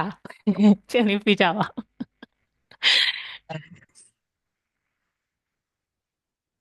lesson plan တော့ကြိုလုပ်ပါရဲ့ဆိုဟုတ်ကဲ့အဲ့ lesson plan ထဲမှာတကယ်ဘယ်လိုတွေများ activities တွေထည့်တော့ကိုယ့်ရဲ့ဟာယူ auto short မယ်လို့ပြောပြီးမလို့မရအောင်လေ သူတို့အုပ်စုလုပ်ငန်းပေးမယ်သူတို့များများဖြည့်ခိုင်းမယ်မိကုန်းနေပေးမယ်ဟုတ်ကဲ့အဲ့ဒါကို lesson plan ထဲမှာပြင်သွားမှာပေါ့နော် student target ပေါ့နော် student center ထားတဲ့ lesson plan လေးကိုတချို့တို့ပြင်သွားမှာပေါ့နော် okay အောင်မြင်လားမသိဘူးတချို့တို့ sometimes I fail ဘယ်လိုကြောင့် fail ဖြစ်တာတော့ကိုယ့်ရဲ့ဟိုပါပေါ့နော် tendency ကြောင့်လားကိုယ့်ရဲ့ဟိုပါကြောင့်လားဒါမှမဟုတ်ကျောင်းသားတွေက willingness မရှိတာမျိုးလားဘယ်လိုမျိုးတို့ထင်လိုက်ပြောဒီချက်တခါလေးကြာရင်တော့ကျောင်းသားတွေအဆင်ပြေဒါပေမဲ့ခုနောက်ပိုင်းကျတော့ကလေးတွေကနည်းနည်းစိုးလာတဲ့အချိန်မှာသူ့ကိုပြောနေရတာနဲ့နေအချိန်ကကုန်နေအဲ့လိုမျိုးပေါ့ရှင်ဟုတ်ကဲ့ sometimes they are best student in my class ဟုတ်ကဲ့ပါရှင်ဟုတ်ကဲ့အဲဆိုကျောင်းသားပေါ်လဲမူတည်သေးရပေါ့နော်ဘယ်လိုပဲပြောပြောကိုယ့်ရဲ့တောင်းကတော့ကဲငါ TTT ရှော့ရမယ် STT တော့မရအောင်လို့ဘာလို့ဆိုတော့သူတို့ကမှကိုယ့်စီကိုlanguage တက်ချင်လို့လာတဲ့နာသူတို့ဒီပြောခွင့်လည်းပေးရမယ်ပေါ့နော် exposure လည်းများများပေးရမယ်ပေါ့နော်သူတို့ချင်းချင်းလည်းပြောတတ်လာအောင်နည်းနည်းလေးအဲ့လိုမျိုး activities လေးဖန်တီးပေးတော့ကောင်းပါအဲ့ဒါ teacher roles နဲ့ပတ်သက်ပြီးတော့ပေါ့နော် instructor role တွေနည်းနည်း short ပြီးတော့မှအဲ့ခုနပြောတဲ့ facilitator monitor manager ပေါ့နော်ဒီ role လေးနည်းနည်းလေးပြန်ပြီးတော့ကြည့်လို့ရပါတယ်နောက်တစ်ခါ grouping learners ကလည်းဒီခေတ်မှာအရေးကြီးရယ်နော် online သင်တဲ့ဒီခေတ်တော့ကျမတို့ online သင်တာများရယ်ပေါ့နော်အပြင်မှာလည်းသင်ပေးမယ်အခုဟာကဘယ်လိုတွေဖြစ်နေလို့ဆိုတော့ covid ရောနေဆိုတော့လေအတန်းထဲမှာ level မညီရဲ့ကိစ္စကတော်တော်လေးဖြစ်တယ်ပေါ့နော်အဲ့မှာ grouping ခွဲရတာလည်းနည်းနည်းခက်တယ်ပေါ့ပြီးတော့ line မကောင်းလို့ grouping ခွဲရတာခက်တာလည်းရှိတယ်အဲ့ဒါလေးတွေရော teacher တို့ရဲ့အမြင်လေးရောပြောပါအောင်အဲ့ level မတူတဲ့တန်းပေါ့နော် miss level တွေဖြစ်နေရင် grouping ဘယ်လိုများခွဲကြတယ်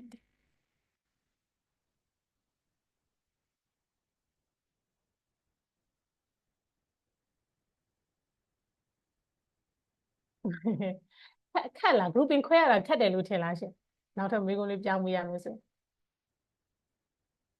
အခုကာလကိုဒီ miss level တွေဖြစ်တဲ့ပုံမှာ grouping အဲ့လိုမျိုးပေါ့နော်စာတားရတဲ့ကလေးမရတဲ့ကလေးလုံးဝ like မလုပ်တဲ့ကလေးအဲ့လိုမျိုးဆိုရင်ဘယ်လိုလေးအများတွဲပေးကြလဲမသိ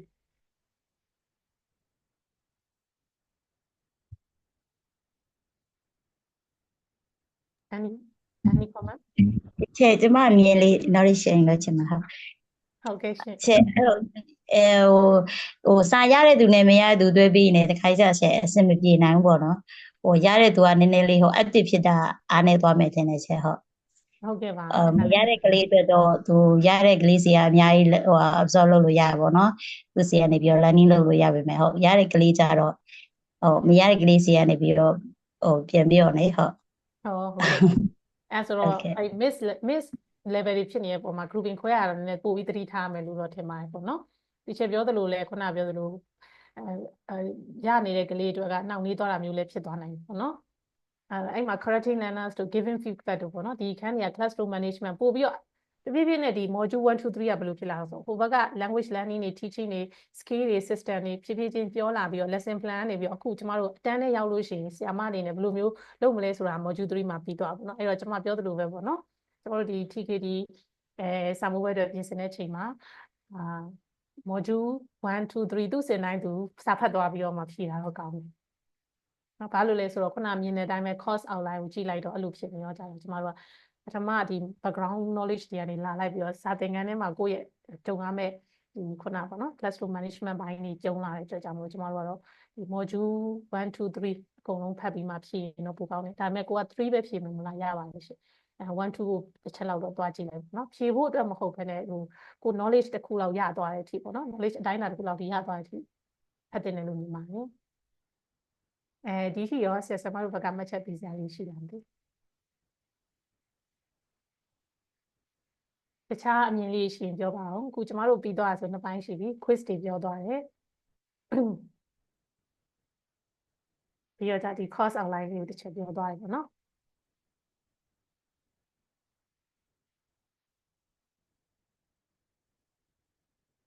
โอเคရပါတယ်ရှင်အဲဆိုလို့ရှိရင်ကျမတို့အခုပေါ့နော်ခဏလောက်လေးပေါ့နော် break လေးချိန်မှာဒီချက်မလန်ကနေပြီးတော့ပြောစရာလေးရှိပါတယ်လားမသိဘူးနော်ဆိုကျမဒီနားမှာခဏပြေးယူပါမယ်ဆရာကျမတို့လည်း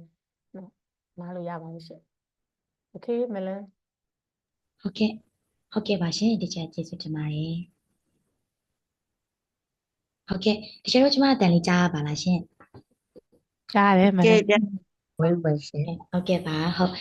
break time လေးတစ်ချက်ပေါ့နော်3မိနစ်လောက်ပေးထားတဲ့အတွင်းမှာကျမကဒီချက်ချင်း mention သွားတယ်ကျမတို့ဒီ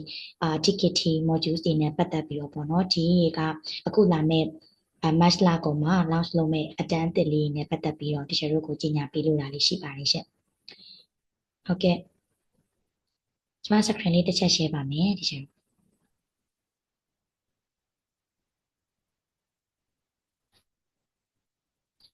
ဟုတ်ကဲ့ပါဒီလိုဆိုရင်တချို့တို့အနေနဲ့TKT modules တွေနဲ့ပတ်သက်ပြီးတော့ပေါ့နော်မိမိက2025မှာဝင်ရောက်ဖြည့်ဆို့ဖို့ရည်ရွယ်ထားတဲ့တချို့တွေရှိပါလားရှိတယ်ဆိုလို့ရှိရင်တော့ yes လို့တစ်ချက်လောက် comment မှာမှတ်ပေးပါအောင်ရှင်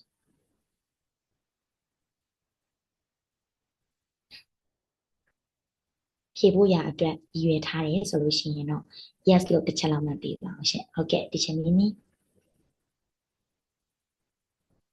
ဟုတ်ကဲ့ဆရာteacher Lavender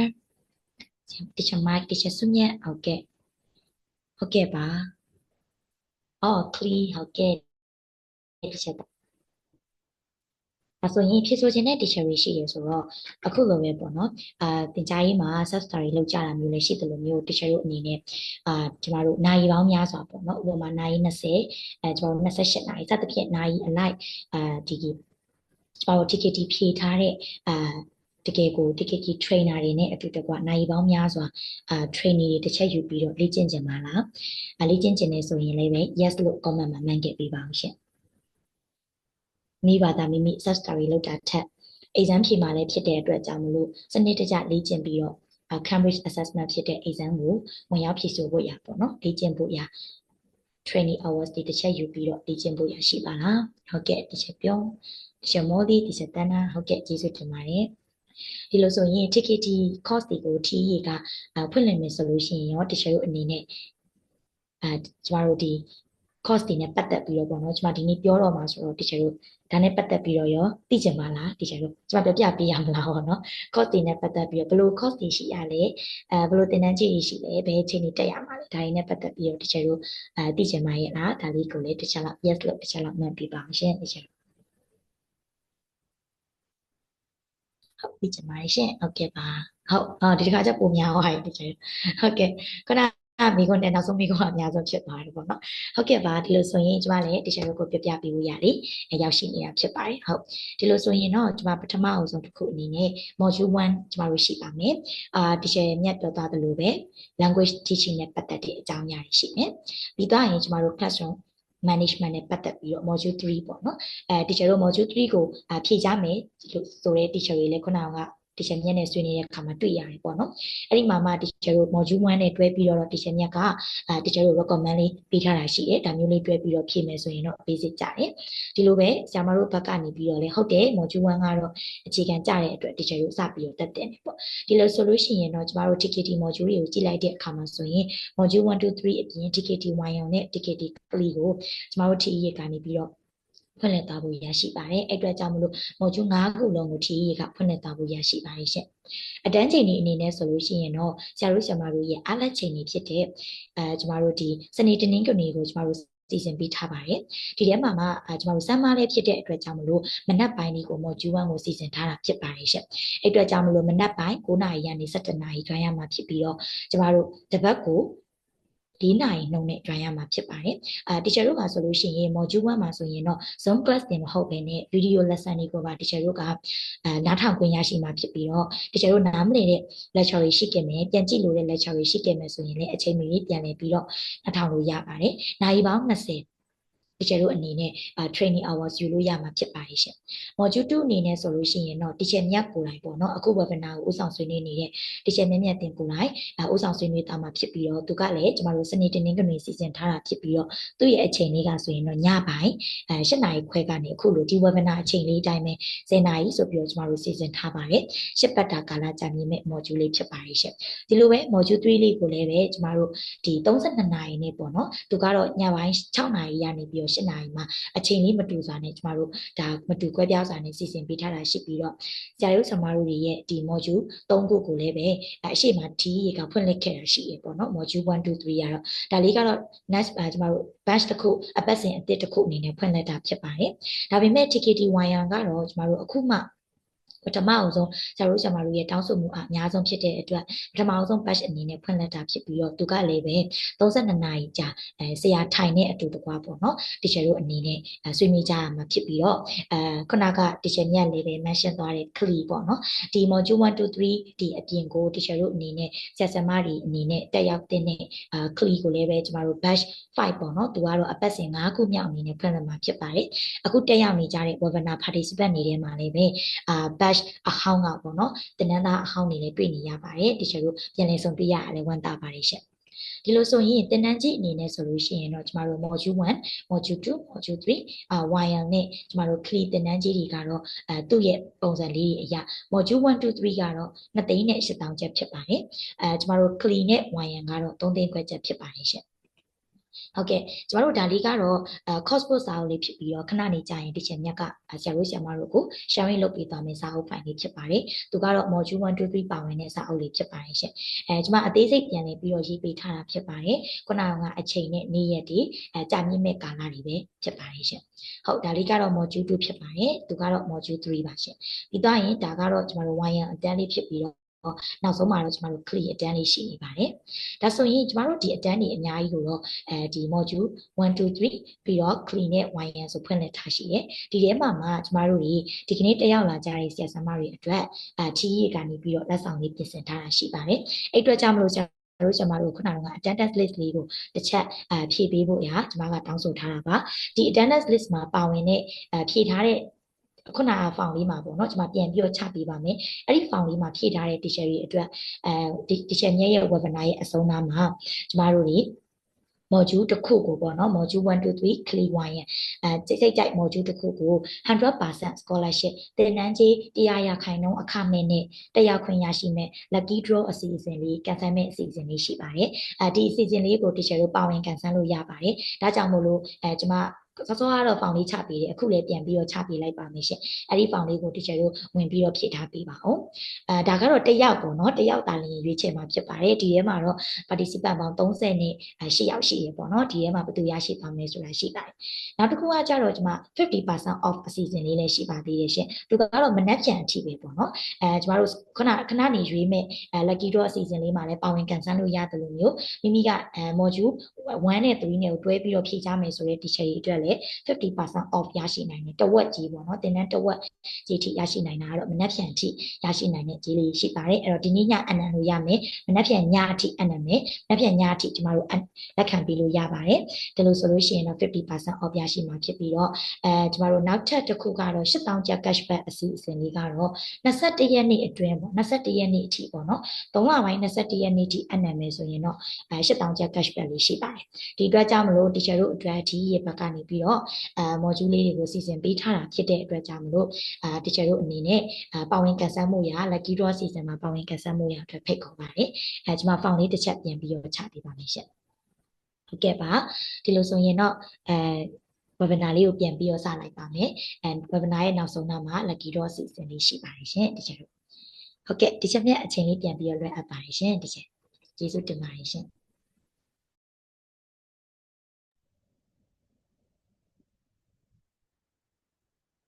အားလုံးပဲမင်္ဂလာပါ ဟုတ်ချေမင်္ဂလာပါ မလန်တန်လေးကြားတာချိုးနေရ ဟုတ်ကဲ့ တန်တင်နေတော့တက်ချင်စိတ်ပေါက်သွားပြီလို့ ကျေးဇူးပါတကယ် Thank you မလန်ဒီချက်စင်မနည်းနည်းချက်စင်မကိုကြည့်ပြီးတော့လဲပေါ့နော်ကျွန်မမှာအားပို့ရှိရတယ်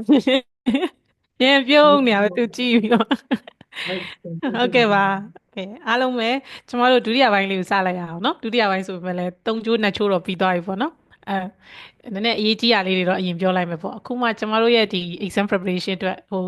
exam preparation ကိုတိုက်ရိုက်သွားလိုက်ရင်လည်းလေကျမရဲ့ခေါင်းစဉ်ကတော့အဲ့ဒါဖြစ်ပေမဲ့အဲ့ဒါကြီးတိုက်ရိုက်သွားလိုက်ရင်လည်းဒီရှေ့ဟာတွေမပြောရင်လည်းအဆင်မပြေတော့လေရှေ့ intro မှာ course content လေးမှာနည်းနည်းကြာသွားပါတော့ဒါပေမဲ့လည်းအကုန်လုံးလုံးမိသွားအောင်လို့တော့ပြောလိုက်တဲ့သဘောဖြစ်သွားတာပေါ့နော်အခုကစပြီးတော့ကျမတို့ဒီexam target ပုံစံလေးသွားကြည့်အောင်နော်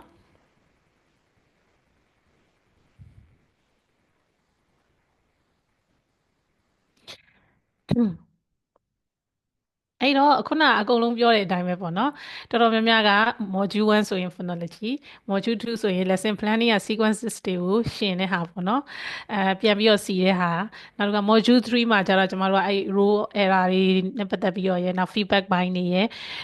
teachers roles learners roles တွေပေါ့နော်အဲ့ဟာတွေနဲ့ပတ်သက်ပြီးတော့နည်းနည်းလေးတိုင်ပတ်တယ်ပေါ့နော်စာမွေးဖြေတဲ့အချိန်အဲ့ကောင်တွေတော်တော်လေးသတိထားကြည့်ရတယ်အဲ့ဒါပြင် module 1မှာဆို assessment လေးကလည်းနည်းနည်းရောတယ်ပေါ့နော်ဒါကျမဖြေခဲ့တဲ့ကိုဖြေခဲ့တဲ့အတွေ့အကြုံပေါ်ရောကိုတင်ထားတဲ့အတွေ့အကြုံပေါ်ရောမူတည်ပြီးပြောရမယ်ဆိုရင်ကိုကျမပြောတဲ့ဟာလေးကနည်းနည်းပို့ပြီးတော့ဖြေတော့မယ်ဟေ့ဆိုလို့ရှိရင်နည်းနည်းလေး stressful ဖြစ်တဲ့အပိုင်းလေးတွေကဒီ phonology ရယ်တခါလေဘယ်လောက်ထိဆို grammar ကလေကိုသိထားတဲ့ grammar နဲ့ဒီက terminology တွေနည်းနည်းမကိုက်တော့ grammar ပါပြန်ကြည့်ရရှိသေးတယ်အဲ့ဒါလေးလည်းရှိရပေါ့နော်အဲ့တော့ခုနပြောတဲ့အတိုင်းပဲအရင်ဆုံးပေးခြင်းတဲ့ tips ကတော့ TKD glossary စာအုပ်လေးပိုင်းနိုင်အောင်ကြည့်ထားဖို့ပေါ့နော် course book နဲ့တွဲပြီးတော့အဲ့ဒါလေးတော့အရေးကြီးပါရှင့်ခဏနေကျွန်မ share ပေးမယ့်ထဲမှာလည်း course book နဲ့တကွာအဲ့ TKD glossary စာအုပ်လေးပါတယ်ပေါ့နော်နောက်ဆုံး TKD မဖြည့်သေးဘူးထောင်အဲ့ glossary လေးထိုင်ကြည့်နေကိုတော်တော်အလုပ်ဖြစ်နေဒီလိုမျိုး webinar တွေပါတက်တယ်ဆိုရင်ကျမတို့ဒီ local ကပဲဖြစ်ဖြစ် international ပဲဖြစ်ဖြစ် webinar တွေတက်ရင်လည်းဒီ term တွေတည်နေပို့ပြီးတော့အဆင်ပြေရပေါ့နော်အဲ့တော့သူတို့ပြောတာကြီးအလုံးစုံနားမလည်တောင်မှဒီ term တွေကိုက join နေမယ်ဆိုလို့ရှိရင်နားရည်ဝနေမယ်ဆိုရင်ကိုယ့်အတွက်တော်တော်လေးအဆင်ပြေအဲ့တော့ဒီ TKD glossary စာအုပ်လေးကလည်းအရေးကြီးတယ်ကိုယ့်ရဲ့ဒီ teaching တကယ်လက်တွေ့ပိုင်းအတွက်ရောဒီလို webinar တွေပါတက်ရင်အဆင်ပြေအောင်ရောနောက်စာမွေးပွဲအတွက်လည်းတော်တော်လေးအသုံးဝင်ပါတယ်နော်ဒါလေးကအရင်ဆုံးပေးခြင်းတဲ့ tips လေးပေါ့နော် TKD glossary လေးကိုအများတွဲကြည့်တင်ပါတယ်ရှင်ဖုန်းနဲ့ဆိုတိတ်မကြည့်ပြဘူးကျမရဲ့ဟိုကတော့လေစာအုပ်လေးလည်း50မျက်နှာဆိုကျမတော့ print ထုတ်ပြီးကြည့်လိုက်တာကိုနဲ့စောင့်ထားလိုက်တာပေါ့နော်အဲဆိုတော်တော်လေးအဆင်ပြေပါတယ်နောက်ထပ်ပါရှိသေးတော့ဒီမှာပြောထားတဲ့ထဲမှာခုနမလန်နဲ့ပတ်သက်တဲ့ Google Form လေးရှိသေးတယ်နော် Okay thank you management လာ education class ရှိလားရှင်နဲ့အဲ့ဒါလေးပြီးရင်ဒီမလန်ကဖြည့်ပေးပါမယ်နော်ဒီချက်မလန်ကဖြည့်ပေးပါလိမ့်မယ် Okay အဲ့ဆိုကျွန်တော်တို့ဆက်သွားရအောင်နော် အဲ့တော့ခုနပြောသလိုပဲကျမတို့ TKD စာမွေးဖြေမယ်ဆိုလို့ရှိရင်ခုနမေကွန်းပုံစံကြီးအပြည့်စုံတစ်ခုရှိတယ်ပေါ့နော်ကျမပြီးမှပဲအဲ့ဒါကိုပြတော့မယ်အခုလောလောဆယ်သူ့မှာပါတဲ့မေကွန်းပုံစံလေးမှာ tax types လေးပေါ့နော်ဒီလိုပုံစံလေးမေးတတ်တယ်ပေါ့ဒါလေးရင်းနှီးအောင်မေကွန်းဖြေဖို့တော့မဟုတ်ပါဘူးဒီလိုလေးမေးတတ်တယ်ပေါ့နော်ကျမဒီ tax type လေးကိုနာမည်ပေးထားတယ်ဟိုဘက်နဲ့ဒီဘက်1 to 1တွဲရတဲ့ဟာကို1 to 1 matching ပေါ့နော်လွယ်လွယ်လေးပါပဲဟိုဘက်က matching list နဲ့ဒီဘက်က list နဲ့တွဲရတာပေါ့နော်အဲ့တော့ကျမတို့ကဟိုမှာ number 1ဒီ D ဆိုလို့ရှိရင်ကျမတို့ကခုန answer sheet လေးမှာ D လေးကိုသွားပြီး shade လုပ်လိုက်ပေါ့ဟိုမှာပြောပြတာနော်အဲ့ဆိုတစ်ပုတ်လောက်ဖြည့်ကြည့်ပါဦး number 1ကကျမတို့ကဒီဟာဆိုရင် dictionary ကြည့်တဲ့ scale လေးကိုကျင့်ထားတဲ့ဟာပေါ့နော်အဲ့ဟာလည်းအရေးကြီးတယ်ဆရာမတွေကအရင်တက်တာပြီးရင်ကျောင်းသားတွေသင်ရမှာပေါ့နော်အဲ့ at plus at လို့ရေးထားဒီဘက်ကဘာနဲ့တွဲမလဲတစ်ခုလောက်လေးဖြည့်ကြပါဦးတစ်ခုပဲဘာနဲ့တွဲမလဲကျမတို့ dictionary မှာဒီလိုလေး plus at လို့တွေးလိုက်ရင်တဲ့ဒီဘက်မှာဘာနဲ့တွဲမလဲ H H နဲ့တွဲမှာဟုတ်တယ်နော်ဥပမာဆို look at ပေါ့ဥပမာပြောရရင်နော် look at အဲ့လိုမျိုးပေါ့နော်လွယ်ဆုံးကောင်းတဲ့ရှိရတော့အဲ့ဒါအခုလောလောဆယ်ပေါ်လာ okay look ဆိုရင် at နဲ့တွဲ look နဲ့တွဲရတယ်လည်းအများကြီးပေါ့နော် meaning တွေကွာသွားတာပေါ့ဒီသင်္ကေတလေးကကျမတို့ကတော့ part of speech ပေါ့နော် and ဆိုတာ noun ပေါ့အဲ့လိုမျိုးလေးအဲ့တော့ဘာပဲပြောဒါမျိုးဒီ module 1မှာကျမတို့ခုနပြောတဲ့module 2နဲ့လည်းဆိုင်တယ်သူကဟိုမျှနေရနော် dictionary ဒီဟာလေးကဒီ scale လေးကဒါလေးလည်းအရေးကြီးရယ်ကျောင်းသားတွေကိုကျမတို့ကသင်ပေးရမယ့် scale ထဲမှာလည်းဒီ 21st century မှာ dictionary scale ကလည်းအရေးကြီးရယ်သူတို့ကသူတို့ self learning လုပ်ဖို့အတွက် learners autonomy အတွက်ကျမတို့ dictionary scale လေးလည်းသင်ပေးဖို့ကျမတိုက်တွန်းချင်ပါတယ်နော်သူတို့ dictionary ကြည်နည်းလေးတွေ E to E ကြည်နည်း E to E dictionary ကြည်နည်းလေးတွေပြီးတော့ဒီအတန်တွက်လေးတွေရေးထားရင်ဖတ်တတ်တဲ့နည်းလေးတွေပေါ့နော်phonology ကိုကကျွမ်းသွားရင်ကလေးတွေလည်းသင်လို့လွယ်သွားပါပြီနော်အဲ့ဒါလေးလည်းတိုက်တွန်းချင်ပါတယ်တလက်စားတယ်နော် okay အဲ့တော့1 to 1 teaching 1 to 1 matching ဆိုတာရှိပါတယ်နောက်တစ်ခုကကြပါလဲဆိုတော့ဒီပေါ်မှာ ABCD ပေးထားတယ်ခုနကကျွန်မပြောတဲ့ teacher rules တွေပါလာပြီ manager planner language resource diagnostician ဒီလေးခုကိုဒီမှာလာပြီးတွဲတာပေါ့နော်အဲ့တော့ you may use these option more than once ပေါ့နော်တစ်ချိန်ထပ်ပို့ပြီးတွဲလို့ရတယ် okay 1 to 9အတွက်ဒီလေးခုကိုအစီအပြာတွဲရမှာ okay အဲ့ဆိုရင်ကျွန်မဒီ the teacher number 6လေးကိုတွဲကြည့်ပါအောင်ဘယ်သူနဲ့တွဲမလဲ the teacher introduces the present perfect continuous number 6လေးကိုဘာနဲ့တွဲမလဲ sorry manager နဲ့တွဲမလား planner နဲ့တွဲမလား language resource နဲ့တွဲမလား diagnostician နဲ့တွဲမလား hello ကြားပါတယ် teacher ဟုတ်ကဲ့ number 6လေးဘာနဲ့တွဲမလဲရှင် အေးနဲ့ပြန်ကောင်းလား ဟမ် language resource language yes resource language resource နော်တခါတလေကိုသိထားတဲ့အသုံးလုံးတွေကတခါလေမတူတာလည်းဖြစ်မယ်နော်ဒီနေရာမှာအသင့်တော်ဆုံးဒီ language resource ပဲတခါလေကျကျွန်တော်တို့ exclude လုပ်တဲ့နေကိုသုံးလိုက်တာ okay ဒီဟာကြီးက manager လားဖြစ်နိုင်အောင် planner no diagnostician no okay ဒါဆို language resource ရောဆိုဟာဒါငါတို့သိထားတာတော့ presenter လို့သိထားတာ instructor လို့သိထားတယ်ဒါပေမဲ့ language resource ဆိုတော့ကိုယ်မှာရှိတဲ့ resource ကိုကျောင်းသားကိုပြန်ပြီး instruct လုပ်တယ် present လုပ်တယ်ဆိုတော့ guide တယ် okay ရွေးမယ်အဲ့လိုမျိုးပေါ့နော်တခါတည်းမှာဒီလိုမေးခွန်းမျိုးဖြေတဲ့အချိန်မှာအဖြေကြီးကိုစဉ်းစားတာထက်အဖြေကြီးကိုစဉ်းစားတိုင်းလည်းကောင်းတယ်အဖြေကိုတွေးသွားတာဒါပေမဲ့တခါလေးမှာမဖြစ်နိုင်တဲ့ကောင်တွေ exclude လုပ်လိုက်တာလေတနည်းပဲအဲ့ဒါမြန်တယ်ပေါ့နော်ဒါစာမိုးပဲဖြေတဲ့နည်းလေးပေါ့ဒီလိုမျိုးရွေးချယ်စရာတွေဒီလိုမျိုး multiple choice လိုမျိုးပေါ့နော်ဒါလည်း multiple choice တစ်မျိုးပဲမဖြစ်နိုင်တာကို exclude အရင်လုပ်လိုက်ပြီးတော့ဖြစ်နိုင်ရရှိရတဲ့ပြန်ပြီးတခြားစဉ်းစားပြီးတော့ဖြေလို့ရှိရင်ပိုကောင်းတယ်အဲ့တော့ထုံးစံတိုင်းပဲရေးထားတဲ့စာကြောင်းလေးကိုနားလည်အောင်ဖတ်ဖို့အတွက်ကိုယ့်ရဲ့ language skill ကလည်း B1 လောက်ရှိရင်တော့ပိုပြီးကောင်းတယ်တချို့ကလည်း complicated ဖြစ်တဲ့ရေးထားတာရှိတယ်เนาะအဲ့လိုမျိုးဆိုတော့ကိုကဘာလို့ဆိုလိုတာလဲသိရင်တော့ပိုကောင်းတာပေါ့เนาะအဲကြောင့် language skill လေးလည်းအထိုက်လျောက်ရှိရင်ကောင်းတယ်လို့ပြောတာ okay ကဲနောက်တစ်ခုကြည့်အောင်ဒီဟာလေးကအခုဆိုပြီးသွားပြီ1 to 1 matching ဒီထဲကနေရွေးရတစ်ခုနောက်တစ်ခုကတော့ကျမတို့သိဆုံး multiple choice ပေါ့เนาะ MCQ လို့ခေါ်ကြတာပေါ့เนาะ multiple choice questions ဒါကဘယ်ခန်းထဲကဖြစ်မလဲဒီချက်လို့အခန်းမဟုတ်ပါဘူး unit နာမည်လေးပြောရင်လည်းရတယ် ကြည့်ပါရှင် yes phonology เนาะ phonology မှာဆိုရင်မြင်တဲ့အတိုင်းပဲเนาะစုံစိနေရပဲအပေါ်ဆုံးကဟာဒီကျမတို့ကဒီဟာလေးတွေရဲ့နာမည်လေးပေါ့เนาะဒီဟာလေးစီ kinetic speech ကိုစားပြုလား weak form ကိုစားပြုလား conjugation ကိုစားပြုလားရွေးရတယ်ဒီမှာ syllable ရေတွက်တွေရောပါလာပြီအားကြောင့်မို့ phonology ကိုလူတိုင်းကြောက်တာကြည့်ရမှာတွေကိုအများကြီးဖြစ်နေပြီဒီမှာလေးပေါ့เนาะဒီကိုယ့်ရဲ့အတန်ဆိုဘယ်နှတန်ရှိတယ်ဥပမာဆိုကျမဆို multiple အဲဆိုဘယ်နှတန်လဲ multiple ဒီစလုံးလေး 3 တန် 3 တန်အဲ့ဒါလေးခွဲရနော်umbrella အဲ့ဆိုဘယ်နဲ့တန်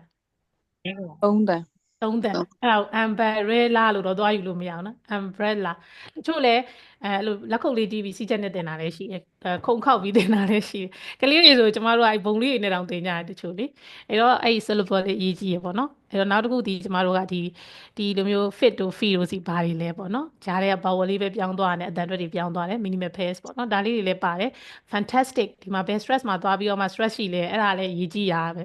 ဆာမွေးကြအဲ့ဒါတွေတော်တော်လေးကိုလေနော် dictionary မှာနည်းနည်းကြည့်နေမကြရသူဒီဟာနဲ့တိတ်ရင်းနေရဆိုဒီခန့်တော်တော်လေး stressful ဖြစ်တယ်ဆိုတာဒါကိုပြောတာပေါ့နော်အခုဒီမှာကမိကုန်းနေ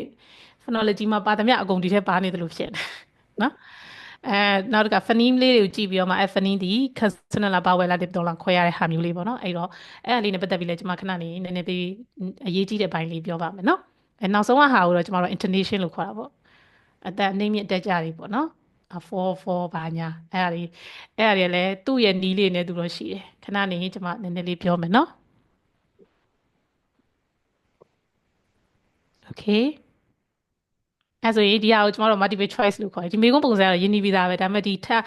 ခန်းကဒီ phonology ကတော့ခတ်တယ်ပေါ့နော်ဒီဘိုင်းနဲ့တော်တော်လေးခတ်တယ် okay နောက်တစ်ခုက O1 out ဒါကြတော့ဘာနဲ့မှာတော့ဆိုအဲ့ not ယူမမြင်ကြအောင်ဆောင်းဝဲဖြေတဲ့အချိန်မှာကျမတော့အဲ့ not ယူမြင် question paper ရဲ့မှတ်ချင်တာမှဆိုကျမရှိမှာ not ဆိုကြီးရေးထားတာမဟုတ်ရင်လေအဲ့ not ရွေးရမှာခါအဖြေရမှန်တာကြီးကနှစ်ခုဖြစ်နေပါလားအဲ့လိုမျိုးပေါ့နော်ဆရာမကျမနဲ့တူတူဆွေးနွေးကြဆရာဆရာမကြီးလည်းအဲ့လိုမျိုးဖြစ်ကြတယ်တီချာဖြေရတယ်အေးဖြစ်မှာပေါ့အပေါ်မှာ not ကြီးဖြစ်နေအောင်အဖြေမှန်နှစ်ခုဖြစ်နေလိမ့်မယ်မှားတာတခုပေါ့ဒီမေကွန်းဖြေအဲ့ဆာမွေးမှာ not ပါလာပြီဆိုဆာမွေးကနေရအောင်အဲ့ဟာလေးလေစိတ်ထဲဆွဲသွားငါလက်ထဲ question paper ရောက်တာနဲ့ငါ not မေကွန်းရှာမယ်ပြီးအဲ့ကောင်ကြီးသူ့ရဲ့စာမျက်နှာထိပ်မှာ not ကြီးရေးထားမယ်လို့သာလောက်ထားလိုက်တော့မဟုတ်ရင်မှားရွေးတယ်ဒီချက်တော့မှားဘူးလားhello မှားဘူးပါတယ်တချင်အဲ့လိုကြောင်သွားတာပေါ့နော်ငါရွေးရမယ့်ဖြစ်ရနှစ်ခုကြီးဖြစ်နေတာနှစ်ခုကြီးဖြစ်မှာပေါ့နှစ်ခုကမှန်ပြီးတစ်ခုပဲ all one out ဖြစ်နေအောင်နော်အဲ့တော့ဒီ not မေကွန်းပါရဆာမွေးမှာမလို့အဖက်အချိန်မကြအောင်ရယ်confusing ဖြစ်မသွားအောင်ရယ်ကိုတွေ့နေတဲ့အဖြစ်ကနှစ်ခုဆိုတာမှားတာမဟုတ်တကယ်တော့မှန်တယ်ကိုပယ်ရမှာမဟုတ်တဲ့ကောင်ကြီးပယ်ရမှာအဲ့တော့ဆာမွေးဘက်ကနေမှာဒီ not မေကွန်းပါလာရင်ရှေ့ဆုံးမှာ not ဆိုပြီးကြီးရေးချပြီးတော့ style ပြတာအဲ့ဆိုရင်တော့သတိထားမိသွားပြီကိုကလည်းလေ့ကျင့်ထားဆိုတော့လေအဲ့တခုတော့ရှိပါတယ်နော်okay အဲ့တော့ဒါလေးကို O1 out လို့ခေါ်ပါတယ်ဒီ arrange of graded reader နဲ့ပတ်သက်ပြီးနှစ်ခုကတော့မှန်းနေမယ်တစ်ခုကတော့မှားနေလိမ့်မယ်အဲ့လိုမျိုးပေါ့နော်ဒီခါကျမတို့တင်မဲ့ module 2ထဲမှာဒီဟာလဲလေဒီလိုTKD course book ကိုဖတ်တော့ကတော့လွယ်တယ်လို့နဲ့ဟောလို့မေးခွန်းကြီးမြင်လိုက်ရင်ဒီကောင်ကလည်းနည်းနည်းလေး tricky ဖြစ်တဲ့ထဲပါတယ်ဘာလဲဟာ graded reader တွေအများကြီးဆိုမဖြေတတ်တော့အဲ့လိုဖြစ်တတ်တယ်နော်ဒီခန်းကိုလုပ်ရင်တော့ကျမအကြံပေးချင်တာကတော့ course book တွေဖတ်တာမဟုတ်ဘဲနဲ့မေးခွန်းလေးပါတွဲကြည့်ထားပါမေးခွန်းဟောင်းလေးဘာလို့ဆိုတော့ဒီတိုင်းဖတ်နေ language resource ကတော်တော်လွယ်တယ်အဲ့ supplementary materials တွေကလွယ်တယ်ဒါပေမဲ့စာမိုးမှာဟောလို့မျိုးမေးလိုက်တော်တော်ကြောင်သွားတယ်အဲ့ not လည်းဖြစ်ရည်ဆိုရင်တော့နည်းနည်းလေးပို့ပြီးတော့အချိန်ပိုးကျသွားတတ်တယ်အဲ့တော့ဒီခန်းလေးကိုတော့ကျွန်မကတခြားလေးမေးခွန်းနဲ့တွဲကြည့်စေချင်ပါတယ်နော် course book ပြင်course book လေးဖတ်ရင်တော့နားလေနေရပဲသိလားကိုယ်လည်းသိနေကြဟာကြီးဆိုတော့လေဒီလိုမျိုးမေးခွန်းတွေကောက်မေးလိုက်ရင်ဘယ်နာနေဘယ်လိုမျိုးမှတစ်ခါလေးဆိုစဉ်းစားမိအဲ့ TKD မေးခွန်းတွေများထုတ်တက်လိုက်တာပေါ့နော်သူတို့ကကိုယ်တော်တော်လေး challenge ဖြစ်အောင်လဲထုတ်တတ်တယ်ပေါ့နော်အဲ့တော့ဒီမေးခွန်းလေးတွေတော့သတိထားပြီးတော့ကျမတို့လုပ်စီချင်ပါတယ်နော်စာမိုးမေးခွန်းနဲ့တွဲပြီးလေ့လာစီချင်ပါတယ်ဒီ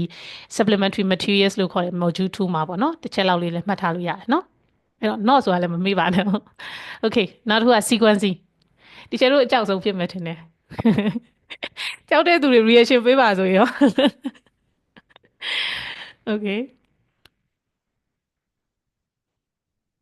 ဒီ sequencing ကဘာလို့နည်းနည်း tricky ဖြစ်တယ်လို့ထင်တော့ဒီချက်တို့ပြီးတော့ဘလို့ဆိုရင်လွယ်မဲ့ထင်တော့ဒီချက်တို့ကဲဒါလေးတော့ကျွန်မတေချာဆွေးနွေးခြင်းနဲ့ module 2ရဲ့ sequencing ကခုနပြောသလိုပေါ့နော် lesson plan stages တွေကိုပြန်ဆင်ရတာကိုတော့ခက်တယ်ထင်လားတကယ်လို့လွယ်တယ်ဆိုရင်လည်းနည်းနည်းကိုတော့နီးလန်းတွေ့ထားရဆိုလဲအဲ့ဒါလေး sharing လုပ်ပေးပါဦး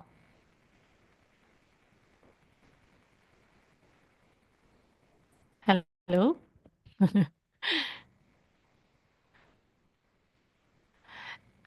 အဲ့ဆိုရင်ကြည့်လိုက်ရအောင်ဒီမှာဆိုရင်ကျမတို့ကA to H ရှိတယ်အဲ့ကောင်တွေကိုပြန်ပြီးစီခိုင်းတယ်စီခိုင်းတယ်ဆိုတော့ကိုက lesson plan ဆွဲပြီးတော့မှစာသင်တဲ့အချိန်မှာစာသင်တာမတင်မနဲ့ lesson plan လေးတိုင်းသင်ဘူးတဲ့လူတွေဆိုပိုကောင်းတယ်မဟုတ်ရင်လေဒီ sequencing ကိုလုပ်တတ်ဖို့အတွက်ဆိုရင်လေ စာသင်နေတဲ့သူကပိုအဆင်ပြေစာမသင်ရင်တော့မှ TKD စာအုပ်ဖတ်ပြီးတော့ဒါကြီး knowledge တာမရှိသေးဘူးငါမှတော့စာသင်သက်မရှိဘူးဆိုလဲအမြဲတမ်းငါဆိုရင်ငါတကယ်သင်ရင်ဘယ်လိုလေးသင်မလဲအဲ့လိုလေးတွေးမှဒီကအဆင်ပြေမဟုတ်ရင်တလွဲတွေဖြစ်သွားတတ်တာပေါ့နော် stage 1မှာဗာထားမယ် stage 2မှာဗာထားမယ် stage 3မှာဗာထားမယ်အဲ့တော့နောက်ဆုံးကနေစစဉ်းစားရင်လွယ်တယ်တီချာတို့နောက်တစ်ခုကလေ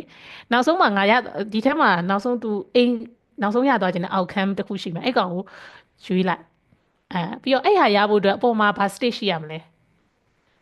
အဲ့ stage ရဲ့အထက်မှာဘာ stage ရှိမလဲအဲ့လိုလဲတွေးလို့ရတယ်အခုကျွန်မပြောတာကတော့စာတိုင်းဟိုလိုမျိုးပေါ့နော် TKD course book ကိုမဖတ်ရသေးဘူး module 2တက်မပြင်ဆင်ရသေးရဲ့ဆိုတော့ဆိုတော့နည်းနည်းလေးစိမ့်နေမယ်ဒါပေမဲ့အခုဒီတိုင်းလေးပြောတာလေးကိုမှတ်ထားကြည့်ပေါ့နော်ဒီခန်းဒီTKD band TKD module 2မှာ band 4မြောမှန်းပြီမဲ့ပြုတ်တဲ့ခန်းဒီခန်းမှာပဲမှားရင်လည်း3-4ပုတ်လောက်သွားရောပဲတပုတ်ထဲနဲ့မှားတာမဟုတ်ဒီ lesson plan stages တွေကို sequence လုပ်တာမှားရင်3-4ပုတ်လောက်နည်းနည်းပြုတ်သွားကျွန်မတွေးကြုံရတာနော်အဲ့တော့ကိုကစာတင်နဲ့အတွေ့အကြုံအများကြီးမရှိရင်တောင်မှဒီခါကိုစဉ်းစားရင်ငါဆိုရင်ဘယ်လိုသင်မလဲအဲ့လိုအောက်ကနေပြန်စဉ်းစားရင်လည်းပိုကောင်းတယ်နောက်ဆုံးရသွားမယ်အောက်ခန်းရဲ့အပေါ်မှာဘာ stage ရှိမလဲပေါ်မှာဘာ stage ရှိမလဲအဲ့လိုအပြန်လန်ပေါ့နော်အောက်ကနေပြန်ပြီးစဉ်းစားရင် bottom up သွားရင်လည်းပို့ပြီးတော့ကောင်းပါလေရှင့်ဒါလေးကကျွန်မဒီဟာနဲ့ပတ်သက်ပြီးပေးခြင်းတဲ့ဉာဏ်လေးပေါ့နော်โอเคဒီမှာတော့ကြာမှာဆိုလို့မဖြေခိုင်းတော့เนาะโอเคကဲခုနကကျွန်မပြောသလိုပဲပေါ့နော်module တစ်ခုစီတိုင်းမှာ challenging ဖြစ်တဲ့ဘိုင်းတွေရှိနေအဲ့တော့ phonology လေးနဲ့ပတ်သက်ပြီးတော့ကျွန်မနည်းနည်းလေးပြောချင်တယ်ပေါ့နော်ခုနကပြောသလိုဒီချေတို့မြင်တဲ့အတိုင်းပဲမေးခွန်းလေးတွေအများကြီးရှိတယ်အဲ့ထက်မှာဘာပါလဲဆိုတော့စလုံးတစ်လုံးကိုC ဆိုရင်ဘယ်လိုရေးလဲဆိုပြီးဒီလိုမျိုးsymbol လေးနဲ့ရေးခိုင်းတာရှိတယ်เนาะအဲ့တော့ဒီကိုကျောင်းသားတွေကိုလည်းသင်ပေးရမယ်ဆရာမတယောက်နေလည်းသိတယ်လို့တော့ကျွန်မတော့ထင်တာပေါ့နော်နည်းနည်းတော့လေးလာရတာတော့အဲ့ပိုင်းဒီတော်တော်လေးတော့ချိန်ပေးပြီးလေးလာရမယ်ပိုင်းနဲ့ပါတယ်ကိုကမရင်းနှီးဘူးဆိုရင်လေအဲ့တော့ဆရာမအနေနဲ့ရောကျောင်းသားအနေနဲ့ရောနောက်ပိုင်း English language learners တယောက်အနေနဲ့ဒီ dictionary ကိုကြည့်ပြီးတော့အဲ့ symbol လေးတွေကိုကြည့်ပြီးအတန်ထွက်တတ်တာပေါ့နော်အနည်းဆက်ဆုံးအတန်ထွက်တတ်တာဒီအကောင်းဆုံးပါပဲမဟုတ်ရင်ကိုကအတန်ထွက်နားထောင်ပြီးထွက်တယ်ဆိုတော့ဟိုဘယ်လိုပြောမလဲကိုထင်ရထွက်မိသွားတယ်ပေါ့နော်အဲ့တော့ precise ပို့ပြီးဖြစ်အောင်ဆိုလို့ရှိရင်ကျမတို့ဒီ symbol လေးတွေတည်ထားရင်ပိုကောင်းပါရဲ့ရှင်အဲ့တော့ဒီဒါလေးကိုဆိုဘယ်လိုခေါ်လဲမသိဘူးအပြောင်းနှစ်ပြောက်ပေါ့နော်အဲ့လေးဘယ်လိုထွက်လဲဟုတ်တယ်အဲ့တော့ကျမတို့ကဒီမှာ3ပိုင်းပိုင်းလိုက်တယ်ပေါ့နော်အဲ့3ပိုင်းကိုကျမတို့ကဒီမှာဆိုလို့ရှိရင် power လေးပေါ့နော်ဒီမှာနှလုံးပေါင်းပေါ့ဒီရှင်းရှင်းပြောရမယ်ဆိုဒါကတော့ consonant တွေပေါ့နော်အဲ့တော့knowledge အရာပါပဲကျွန်မဒါလေးကိုဖွင့်ပြမယ်เนาะတစ်ခေါက်လောက်လေးသူတို့အတန်လေးတည်သွားအောင်ပြီးတော့ကျွန်မတို့ကSEE ဆိုရင် SE ပေါ့เนาะအဲ့လိုလေးရေးရပေါ့เนาะ SE ဒီမှာဆိုရင်ဒီက3လုံး letter ရ3လုံးပြင်မယ်ကျွန်မတို့က phonetic symbol ရဆိုနှလုံးပဲဖြစ်သွားတယ်เนาะအဲ့ဒါလေးတစ်ချက်နားထောင်ကြည့်အောင် Track 2 The chart ကြားလားမသိဘူးเนาะတန်တော့ share လုပ်ထားလိုက်တယ်လို့ပဲခုနOkay ပါ Here is each sound on the chart. Each section is read from left to right. Monophthongs E C I sit good to egg away. Track 2 sorry ပါ The chart away her or for a cat up ask on Diphthongs ဒီဘက်ချမ်းရောက်ပြီเนาะ Ear, နှစ်တန်ဖြစ်သွားတယ်ပါဝဲနှစ်တန် A, 8, cure, oi, boy, no, air, there, I, my, ow, now. Consonants Okay ကဲ အချိန်ရဒီနားလေးမှာပဲရက်လိုက်ပါမယ်နော်ဒီဟာကိုဖွင့်ပြတာကိုပြောတာโอเคအဲ့တော့ဒီဟာလေးကိုလေចောင်းသားတွေကိုတစ်ခါတင်အများကြီးတင်စရာမလိုဘူးပေါ့နော်တစ်ခါတင်တစ်လုံးလောက်လေပြီးတော့အဲ့ဒါလေးကိုခဏခဏသူတို့ remind လေးလုပ်ပေးအဲ့ဒီကတော့အကောင်းဆုံးပဲတစ်ခါလေးအဲ့ဟာလေးအကုန်လုံးတင်လို့မရဘူးပေါ့နော်နည်းနည်းချင်းတင်နည်းနည်းချင်း exposure လေးပေးသွားရင်ကလေးတွေကနောက်ဆို dictionary ကြည့်ပြီးအဲ့ symbol လေးနဲ့အတန်ထွက်တတ်မယ်ကိုလည်းအဲ့လိုလေးကြည့်ထားရင်ပိုကောင်းပါတယ်ဒီချက်လို့နောက်တစ်ခုက TKD ဘယ်တော့ဖြစ်ဖြစ်စာမွေးပွဲဖြေတော့မယ်ဟေးဆိုရင်အဲ့ကောင်ရတော်တော် challenge ဖြစ်ပါတယ်အခုကကြိုကြည့်ထားမယ်ထဲမှာချိန်ပေးလို့ရသေးတယ်ဆိုရင်ဒီဟာလေးကိုအရင်ကြည့်ထားရင်ကိုစာမွေးမှာကိုယ့်အတွက်ကတော့ stressful တိတ်မဖြစ်တော့မဟုတ်ရင် module 1ဖြေမယ်ဟေးဆိုအဲ့ကောင်ထဲမှာငါစာမွေးပွဲကနေ phonology မပါပါစေနဲ့စူတော့တာတစ်လုံးတည်းဖြစ်နေမှာပေါ့အဲ့တော့ကိုကအခုစာမွေးမဖြစ်သေးဘူးအချိန်လေးရသေးဆိုရင်ကိုယ့်ရဲ့ဒီကျောင်းသားတွေအတွက်လည်းတော်တော်လေးအသုံးဝင်တယ်လို့ကိုယ့်ရဲ့ဒီဆရာမတယောက်အနေနဲ့လည်းဒီဟာလေးသိထားရင်တော်တော်လေးအဆင်ပြေပါတယ်အဲ့တော့ကျွန်မတော့ဒီအတန်ထွက်နဲ့အဲ့သူ့ရဲ့ symbol လေးတွေကိုကြည့်ဖို့အကြံပြုချင်ပါတယ်ကိုလည်း dictionary မှာအဲ့ symbol လေးမြင်လာတဲ့အတန်ကိုအနည်းဆက်ဆုံးပေါ့နော်သူတို့ရဲ့အတန်ကိုနားမထောင်သေးရင်ကိုယ်တိုင်ကကြိုထွက်ကြည့်လိုက်ပေါ့နော်အဲ့လိုမျိုးလေးနဲ့နည်းနည်းကိုလည်းပြန်ပြီးတော့ level လေး up ဖြစ်အောင်အဲ့ dictionary ကြည့်တဲ့အချိန်မှာအဆင်ပြေအောင်ရယ်အတန်ထွက်ပိုကောင်းအောင်ရယ်လေ့ကျင့်မှုတော့တိုက်တွန်းချင်ပါတယ်ရှင်စာမွေးအတွက်လည်းအရေးကြီးပါတယ်ဘာလို့ဆိုတော့အဲ့ဒါတခုနဲ့တွေကိုစာမွေးကနေမှလေနည်းနည်းလေးမိကုံးမေးထားရှိလို့နော်knowledge ကအလွယ်ဆုံးလေးပါတယ်โอเค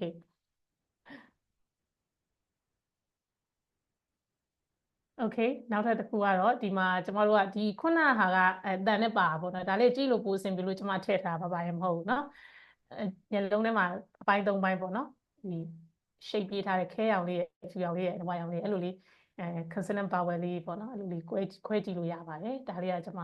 ဒီ chart လေးကိုမြန်မာလိုပြော benign ပေါ့နော် binary ပေါ့ခုအတန်တော့ကအဲ့လိုအကျင့်ပါနေအတန်တော့တွေဖြစ်နေတယ်ပေါ့နော် binary လေးကူးပြီးတော့မှကျောင်းဝစာသင်ခန်းထဲမှာထားရင်ကောင်းတယ်တခါလေးဆိုရင်အဲ့ဒီဒုတ်ချောင်းနဲ့ဒုတ်ချောင်းနဲ့သွားထောက်ပြီးဒါဘယ်လိုထွက်လဲဆိုတခါဖောက်မင်းကလေးကိုဖောက်မင်းနဲ့ကောင်းတယ်တင်ထားပေါ့နော်တင်ထားပြီအများကြီးအကုန်လုံးတင်ကြမလို့တခါတင်တစ်လုံးလောက်လေးတစ်လုံးနှလုံးလေးတင်လိုက်ပြီးအဲ့တော့ဒီဟာလေးဒီလဲစာသင်ခန်းထဲမှာစောင့်ထားတဲ့ teaching aid ထဲမှာပါပါတယ်နော်ဒီထက်ပိုလာလေးလည်းရှိပါတယ်ဒီချေတို့အဲ့လိုမျိုး phonemic chart လို့ရိုက်ပြီးရှာကြည့်လိုက်ရင်တွေ့ပါလိမ့်မယ်နော်ဒါလေးကိုယ့်ရဲ့ကျောင်းသားတွေကိုလည်းတင်ပေးတင်ပါတယ်အတန်းထဲမှာလည်းဒီ poster လေးချိန်ထားရင်ကောင်းပါတယ်ရှင်နည်းနည်းချင်းမိတ်ဆက်သွားပေါ့နော်ကျောင်းသားတွေလည်းမြန်မာများတော့ကျွမ်းဝင်သွားတယ်လို့ပေါ့နော်အဲ့လိုလေးလည်းသုံးလို့ရပါတယ်โอเคအဲ့တော့ခုနပြောတဲ့ intonation ဆိုတာလည်းစာမွေးမှာမိတယ်အဲ့ချိန်မှာdeclarative ဆိုရိုးစာကြောင်းလေးပြောလိုက်တယ်ဆိုရင် statement လို့လည်းပြောလို့ရတယ်အဲ့ဒါဆိုရင် falling နဲ့ပြောရဲပေါ့နော်WH question ဆိုရင်လည်း falling yes no ကြ rising သွားတယ်do you get up early ဒါဆိုရင်ကျွန်တော်တို့ yes no question ဆိုတော့ဒီတန်ကနည်းနည်း intonation က rising ဘက်သွားတာပေါ့နော်အဲ့တော့ interrogative ရဲ့ imperative ဆိုရင်လည်း falling ဖြစ်သွားတယ်အတန်တိတ်တက်ကြပြီပေါ့နော်ခုနကမြားတွေတက်တွေကြတွေအဲ့ဒါလေးတွေကအခု teacher တို့အခုကျမတို့အများကြီးတော့ပြောလို့မဖြစ်တော့ပေါ့နော်ဒီဟာလေးတွေဆိုရင် question tag ဆိုရင်လည်း falling ပေါ့နော်ဒါလေးတွေလည်း screenshot လည်းရိုက်ထားလို့ရပါတယ် teacher တို့နော် intonation နဲ့ sentence type လေးပေါ်မူတည်ပြီးတော့အတန်တိတ်မြင့်တက်ကြfalling rising ဒီမှာဆိုရင်2မျိုးတောင်ပါတယ်နော် rising then falling အဲ့လိုမျိုးလေးလည်းပါတယ်နော်အဲ့တော့အလွယ်ဆုံးကတော့များသောအားဖြင့်ဘေးများတာတော့ WH question falling yes no ဆို rising ရိုးဝါကြဆိုရင် falling အဲ့လိုလေးသုံးလောက်မှတ်ထားရင်တော်တော်လေးဟုတ် okay အဲ့တော့ဒါကျွန်မ phonology နဲ့ပတ်သက်ပြီးတော့နည်းနည်းလေးပို့ပြီးပြောတာပေါ့နော်ဒီမှာဒီအတန်ထွက်တွေကိုသူတို့ထွက်သွားတဲ့ဟာတွေပေါ့နော် WH ဆိုသူတို့ဘယ်လိုထွက်လဲပေါ့တစ်ချက်လောက်နားထောင်ကြည့်အောင်နော်အများကြီးတော့ 61. What's your name? What's the time? ဒါ falling လား rising လားမသိ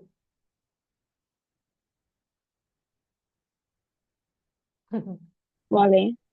yes falling ပဲသွားမယ်နော် WH ဆိုတော့ဒါပေမဲ့အဲ့နားထောင်မှများမှနော် falling ဆိုတာဘာလဲဆိုတာတခါလေးကိုကြားအောင်လေနော် okay rising လေးနားထောင်ကြည့်အောင် Where do you live? ခဏနော်ရပြီ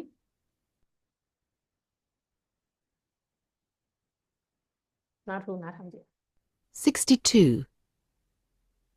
Is it the blue one? blue one Have you got a pen? have you got a pen အတန်က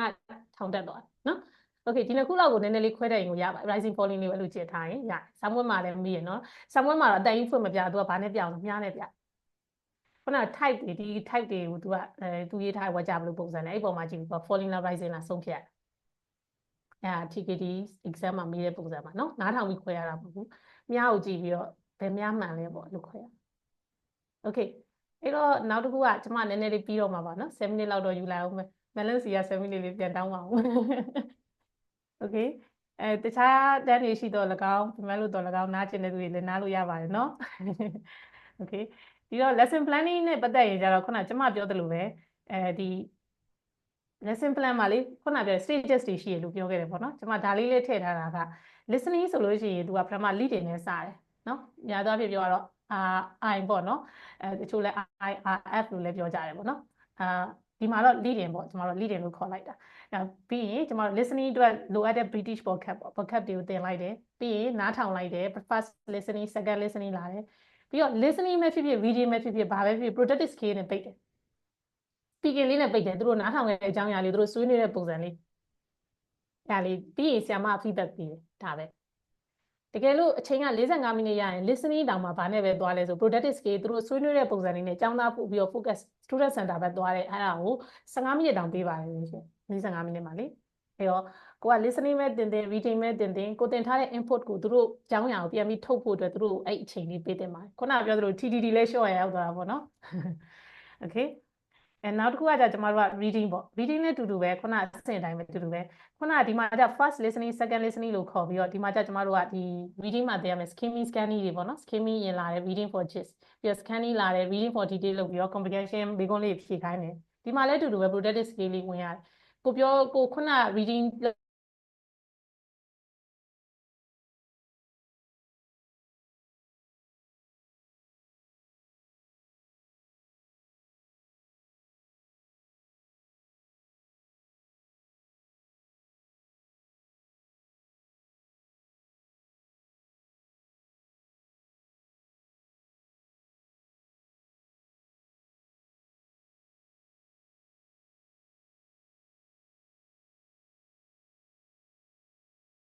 တို့เนาะ ordering food လို့အဲ့လိုမျိုးကောင်းစင်နေနဲ့တင်ရတာတွေပေါ့เนาะအဲ့ဆို lead လာမယ် British vocab လာမယ်ပြီးတော့သူတို့ပြောရမယ့်အကြောင်းအရာလုပ်ရမယ့်အကြောင်းအရာတွေအတွက် setting ချလိုက်တယ်နည်းနည်းလေးပေါ့เนาะအဲ့လိုမျိုးလုပ်ပြီးလို့ရှင် fast reading လာတယ်အဲ့မှာသူတို့ဖတ်ရမယ့်အထဲမှာပါတဲ့ဟာဒီgrammar ပါလိမ့်မယ်ဒီခါလေး vocab ပါလိမ့်မယ်အဲ့ဒါလေးတွေကိုကရှင်းပြပေါ့เนาะ grammar ဆိုလဲ present simple ဆိုတာဘလို့ဘာညာပေါ့ပြီးရင်သူတို့ control practice ဆိုပြီးတော့လေ့ကျင့်ခန်းတွေကိုနည်းနည်း control practice နဲ့လုပ်ရမယ်ပေါ့เนาะ accuracy ဘိုင်းကိုအခြေခံတယ်ပြီးတော့ freer practice လာတယ်အဲ့ကြတော့ကျမတို့နည်းနည်းလေးသူတို့လွတ်ပေးလိုက်တယ်ပြောချင်ရပြောဒါမဲ့ဒီငါတို့တင်တဲ့ grammar တော့ပါရမယ် vocab တော့ပါရမယ် function တော့ပါရမယ်နည်းနည်းလေးတော့ပြောပေါ့เนาะပြီးရင် feedback လေးပေးတာပဲဒါကျမပြောချင်တာက 4K ရဲ့ system ကုန်သွားရောဒါလေးကဘာနဲ့တွဲပြောလိုက်လို့ဆိုတော့ကျမ lesson planning လေးနဲ့တွဲပြောလိုက်တာပေါ့နော်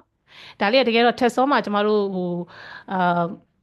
TV တင်တဲ့အခါမှာလောက်ရတဲ့ stage တွေတိုင်းကျမယူထားတာပါရှင့်အဲ့တော့ဒီ stage တွေတိုင်းသွားရတာပေါ့နော် Okay အဲ့တော့ခုနပြောတဲ့ teachers role ကိုကျမယူမယ်လို့ပြောတော့လေဆရာမတို့ဆရာတို့အနေနဲ့ဒီခန်းကိုဒီ module 3ရဲ့ဟာကိုကြည့်တဲ့ချိန်မှာကျမတော့အကုန်လုံးတော့အရေးကြီးတယ်တချို့တွေအတွက်လည်းဒီကောင်ကတော့လွယ်နေမယ်ဒါပေမဲ့ဒီဆရာတယောက်ရဲ့ role ပေါ့နော်အဲ့ဒါကျမနည်းနည်းလေးဒီထဲမှာ highlight လုပ်ပြောချင်လို့ဒီစာလေးကကျမပေးမဲ့ TKD course book ထဲမှာလည်းပါမယ်ဒီ planner manager monitor သူတို့ရဲ့ definition ပေါ့နော်အဲ့မှာ teacher ကဘာလုပ်ပေးရပါညာပေါ့သူတို့ရဲ့ဒီ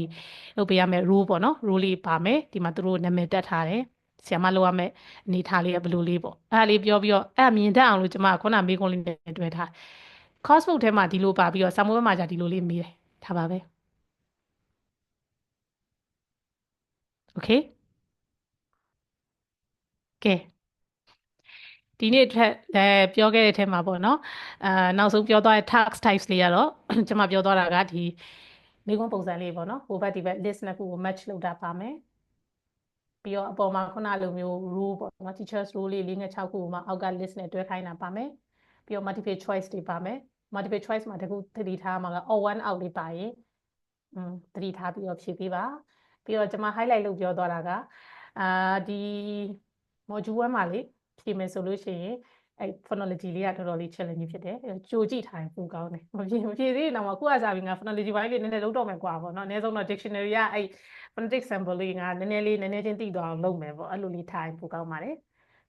ပြီးတော့ဒီ module 2မှာ lesson planning ကို stages တွေကို sequencing စင်တာမှားရင်ကျမတို့ band format နဲ့တူပြီးတော့အဲ့ကောင်ကနေအမှတ်ရောနိုင်ပါတယ် အဲ့တော့အဲ့ stages တွေပိုင်ပိုင်နိုင်နိုင်လုပ်ဖို့အတွက်ဆိုလို့ရှိရင်ကိုယ်မှာသင်ကြားတဲ့အတွေ့အကြုံထားရှိရင်လည်းကောင်းတယ်မရှိခဲ့ရင်တော့ငါးသားဆိုရင်ဘယ်လိုမျိုးလဲဆိုငါပြောင်းတော့ဘယ်လိုတင်မလဲဆိုတဲ့ stages တွေအတိုင်းစဉ်းစားသွားရင်လည်းရပါတယ် module 3မှာကျွန်မပို့ပြီးတော့ highlight လုပ်ပြောသွားတာတော့ teachers rules ပေါ့နော်ဆရာမအနေနဲ့ instructor မဟုတ်ဘဲနဲ့တခြား rules တွေရှိတယ်ဆိုတာလေးကိုသတိပြုမိစေချင်လို့ပါရှင့်အဲ့မှာကျွန်တော်တို့ student center learning ဘက်ကိုလည်းနည်းနည်းပို့ရအောင်လည်းတွားလို့ရတာပေါ့နော်ဟုတ်ကဲ့ပါကဲဒီနေ့ရဲ့သင်ကြားမှုတော့ဖြစ်သွားပြီခဏခဏအချင်းပါဆွေးနွေးရဲ့ပုံမှာဆွေးနွေးချင်တာလေးရှိရင်ကိုယ့်ရဲ့အမြင်လေးတွေလည်းပြောပါအောင်ပြီးတော့ဒီနေ့ရသွားတာလေးပေါ့နော်ကိုယ့်အတွက်မှတ်ချင်ရသွားတာလေးရှိရင်လည်းဆမတို့တစ်ချိန်တောက်လျှောက်ငြိမ်လာခဲ့ပြီတချို့တွေလည်းမပြောပြသေးဘူးဒီခုကငါပြောမယ်ကွာဆိုပြီးပြောလို့ရပါပြီရှင့် teacher record လေးဟိုပြန်နှားတောင်လို့ပြီးလို့ရလား teacher teacher မလို့ရင် ဟုတ်ကဲ့ teacher ချီရဲ့ YouTube channel မှာပြန်ပြီးတော့တင်ပေးထားမှာပါရှင် teacher ဟုတ်ကဲ့ teacher ကျေးဇူးပါ ကျေးဇူးပါ teacher စင်မူတခြားရောဗာမေးစရာရှိသေးလည်းမသိဘူးเนาะမေးစရာမဟုတ်ဘူးเนาะမေးစရာလည်းမဟုတ်ဘူးဒီကနေရသွားတဲ့မှတ်ချက်လေးတွေကြားချင်ပါတယ်ရှင်ခုဘာတွေရသွားလဲပေါ့เนาะကိုယ့်အတွက်ရသွားတာ take away message လေးပေါ့ဘာတွေများရသွားလဲပေါ့เนาะကိုကမမှတ်ထင်နေဖြစ်သွားတဲ့အချက်လေးတွေပြောကြပါဦးကျွန်တော်အဲ့မှာ not question တော်တော်လေးမှတ်ရဖြစ်သွားတယ်နည်းနည်းလေးရှင်းချင်သွားတယ်အဲ့ဒါလေးကိုကိုတော့ကြုံခဲ့လို့လားဒီချက်နိကီဟုတ်ကဲ့ပါဒီချက်ချေစောင်းရန်နေတိသွားတာပေါ့ချေဟုတ်ကဲ့ဆိုကိုဆိုဘာကိုအရေးကြီးပြီးတော့ဘာကိုဖိလုပ်ရမယ်ဘာကိုပပလေးလုပ်ရမယ်ဆိုတာမသိဘူးပေါ့နော်တီချာပြောလိုက်တော့ပိုသိသွားတာပေါ့ဟုတ်ကဲ့ပါဟုတ်ကဲ့ပါကျေးဇူးပါတီချာစင်ပါပြုံးကလည်းရေးထားပါတယ် TKD exam knowledge လေးရတော့ပါတယ် thank you ပါတခြားရောရှိသေးလေတခြားရောပြောလို့ရပါတယ်ရှင်ဒီကနေဘာရသွားလဲပေါ့နော်lesson planning sequencing အတွက်ရသွားပါတယ်တဲ့မိမိကဟုတ်ကဲ့ပါ thank you တခြားရောပြောလို့ရပါတယ်ဘာရှိသေးလဲ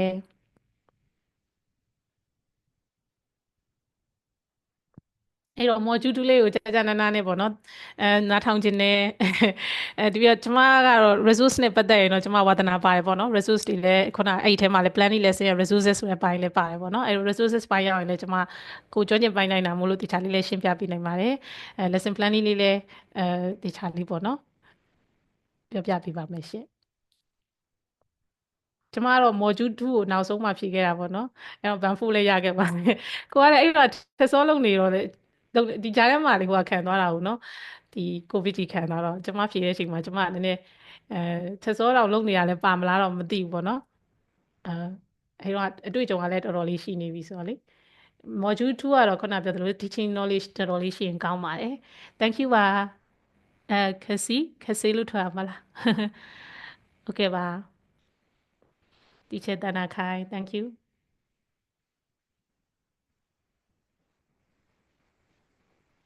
sequencing လေးကိုတော်တော်သတိပြုမိကြတယ်လို့ပြောတယ်နော်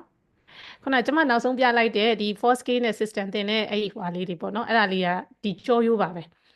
အဲ့ဒီစင်တိုင်းသွားတာပဲနော် leading လာတယ် first listening second listening ပြီးရင်ကိုလိုက productive skill ပြီးရင်ပိတ်လိုက်တယ်ရှားထဲမှာ British pocket လေးလည်းဝင်နေဖတ်ဝင်တယ်နောက်ဆုံးမှာတော့များသွားပြန်ကျွန်တော်တို့ productive skill နဲ့ပိတ်တာများ listening reading တင်အောင် productive skill ဖြစ်တဲ့ speaking နဲ့ပိတ်တာဒါမှမဟုတ် writing နဲ့ပိတ်တာပေါ့နော်ဘာလို့လဲဆိုတော့သူတို့ဘာလေးရသွားတယ်လဲသူတို့ရသွားတဲ့ achievement လေးကိုရှေ့မှာဘယ်လောက်ပဲလုပ်ထားတာသူတို့တခုခု produce လုပ်ခိုင်းလိုက်တဲ့သဘောပေါ့နော်တခြားရောဘာပြောချင်နေလဲမသိဘူး phonology တစ်လုံးချင်းကြည့်ဖို့ idea ရသွားတယ်ဟုတ်ကဲ့ပါအဲ့ဒါလေးလည်းတကယ်ရစေချင်တာပါရှင်ဘာလို့ဆိုတော့လေကျွန်မကိုယ်တိုင်လည်းအရင်ကြီးအဲ့ဒါကိုကျွမ်းခဲ့တာမဟုတ်ဘူးလန်နာတယောက်လုပ်တော့အဲ့လောက်မကျွမ်းဘူး teacher ဖြစ်မှငါမဖြစ်တော့ဘူးလုပ်တော့မယ်ဆိုပြီးလုံးဝရသွားEnglish လာနာပေါ်တော့ဒီတိုင်းပဲလေအဲ့ဒါအရေးကြီးရလို့မထင်ဘူးပေါ့နော်နောက်ပိုင်းကျတော့အဲ့ဒါလို့တော့ဘာအကျိုးရှိလဲဆိုတော့ကျမတကယ်တော့ကျမ adult တွေကိုသင်တာများတယ်နောက်ပိုင်းကျတော့အချိန်ကြီးက phonics တွေလည်းသင်အကုန်သင်ပေါ့နော်အဲ့ချိန်မှာ phonics သင်တဲ့အချိန်လည်းဒီပါဇက်ရဲ့ အဲ့လိုပုံလေးပေါ့နော်အဲ့ဒါလေးလည်းရေးပါလာတာအဲ့မှာခုန phonology လေးလေးလာထားတော်တော်လေးထောက်ကူပြီး phonics သင်မဲ့ teacher တို့ရောပေါ့နော်အဲ့ဒီချက်ပြီးချက်မှာ phonics သင်တဲ့အချိန်မှာတော့ तू က phonics ကလည်း line တစ် line ပေါ့နော် a ဆိုအဲ့လိုလေးထွက်တာဒီဘက်က phonetics ကလည်းတစ်မျိုးလေးဒါပေမဲ့နှစ်ခုသလုံးကတားရင်ကွာပါဘူးနည်းနည်းပဲကလေးတင်တာနဲ့လူကြီးမှတ်တာဒါကွာသွားတာနော်လူကြီးမှတ်တာလေးတင်ထားရင်ကလေးတင်တဲ့အချိန်နဲ့တော်တော်ထိရောက်တဲ့ရှင်ပြီးတော့သူတို့ရဲ့ပါဇက်ကိုတချို့ကလေးတွေတမ်းမထွက်တဲ့ဒီကောင်ဘယ်နာအားနေနေနှခမ်းလေးပါဇက်လေးရှာလေးဘယ်နာထားကွာဆိုပြောရတာအစားအဆင်ပြေသွားတယ် Hello teacher တခုလောက်ပြီးတင်တော့ပါရှင် ဒီကဲရှင်တင်လာခိုင်း teacher အတန်းမှာ online တင်နေဆိုလေဟုတ်ကျဟုတ်တချို့ဒီရန်လနာကြီးချက်အတွေ့အကြုံရတင်နေဆိုရင်ဒီကင်မရာမဖွင့်တာမျိုးဆိုချက်ဟုတ်ဘယ်လိုမျိုးကလေးတွေကိုဆဲဟုတ်ဘယ်လိုမျိုးပါဖြစ်လဲပေါ့နော် instruction လေးလေဟုတ်ကဲ့ ကျမကတော့ဘယ်လိုလုပ်လို့ဆိုကျမteacher လည်းမပိတ်ဘူးမင်းတို့လည်းမပိတ်ရပိတ်မှမလားဟိုတချို့ဆိုရှိရဒါနောက်ကမီးပြက်နေလို့ဘာလို့လားမီးပြက်လေဒါရုပ်ကိုလူတိုင်းမြင်ပူပြီးသားရုပ်ကြီးဆိုးနေလေပြဿနာမရှိဘူး teacher လည်းမြင်လားမီးပြက်ထဲမှာရုပ်ကြီးဆိုးနေတာသူတို့အကြောင်းပြချက်တွေအများကြီး teacher ကျမတော့ compulsory ပေါ့နော်မဖြစ်မနေဖွင့်ခိုင်းတဲ့အထဲမှာပါတယ်လူကြီးပဲဖြစ်ဖြစ်ကလေးပဲဖြစ်ဖြစ်ဒါ teacher တို့ကြတော့ဒါလူကြီးတဲ့လူကြီးတွေဖြစ်သွားပြီကျွန်မအနေနဲ့ respect ထားမဲ့နေထားပေါ့နော်အဲကြောင့်ကျွန်မတော့မဖွင့်ခိုင်းပုံမှန်ဆိုတော့ကျွန်မအတန်းဆိုတော့လူကြီးဖြစ်ဖြစ်ကလေးဖြစ်ဖြစ်ဖွင့်ခိုင်းပါလေရှင်ကိုကဒီမှာじゃအကုန်လုံးကလည်းကိုနဲ့ level တူပဲလीနော်အကုန်လုံးကဒီမှာ knowledge sharing သဘောမျိုးနဲ့ပဲလာတာဆိုတော့လေဖွင့်ကျွန်မတော့ပြဿနာမရှိဘူးပေါ့နော်ဒါပေမဲ့ကိုက language teacher တယောက်အနေနဲ့သင်နေဆိုရင်တော့လူကြီးလည်းဖွင့်ခိုင်းတယ်ကလေးလည်းဖွင့်ခိုင်း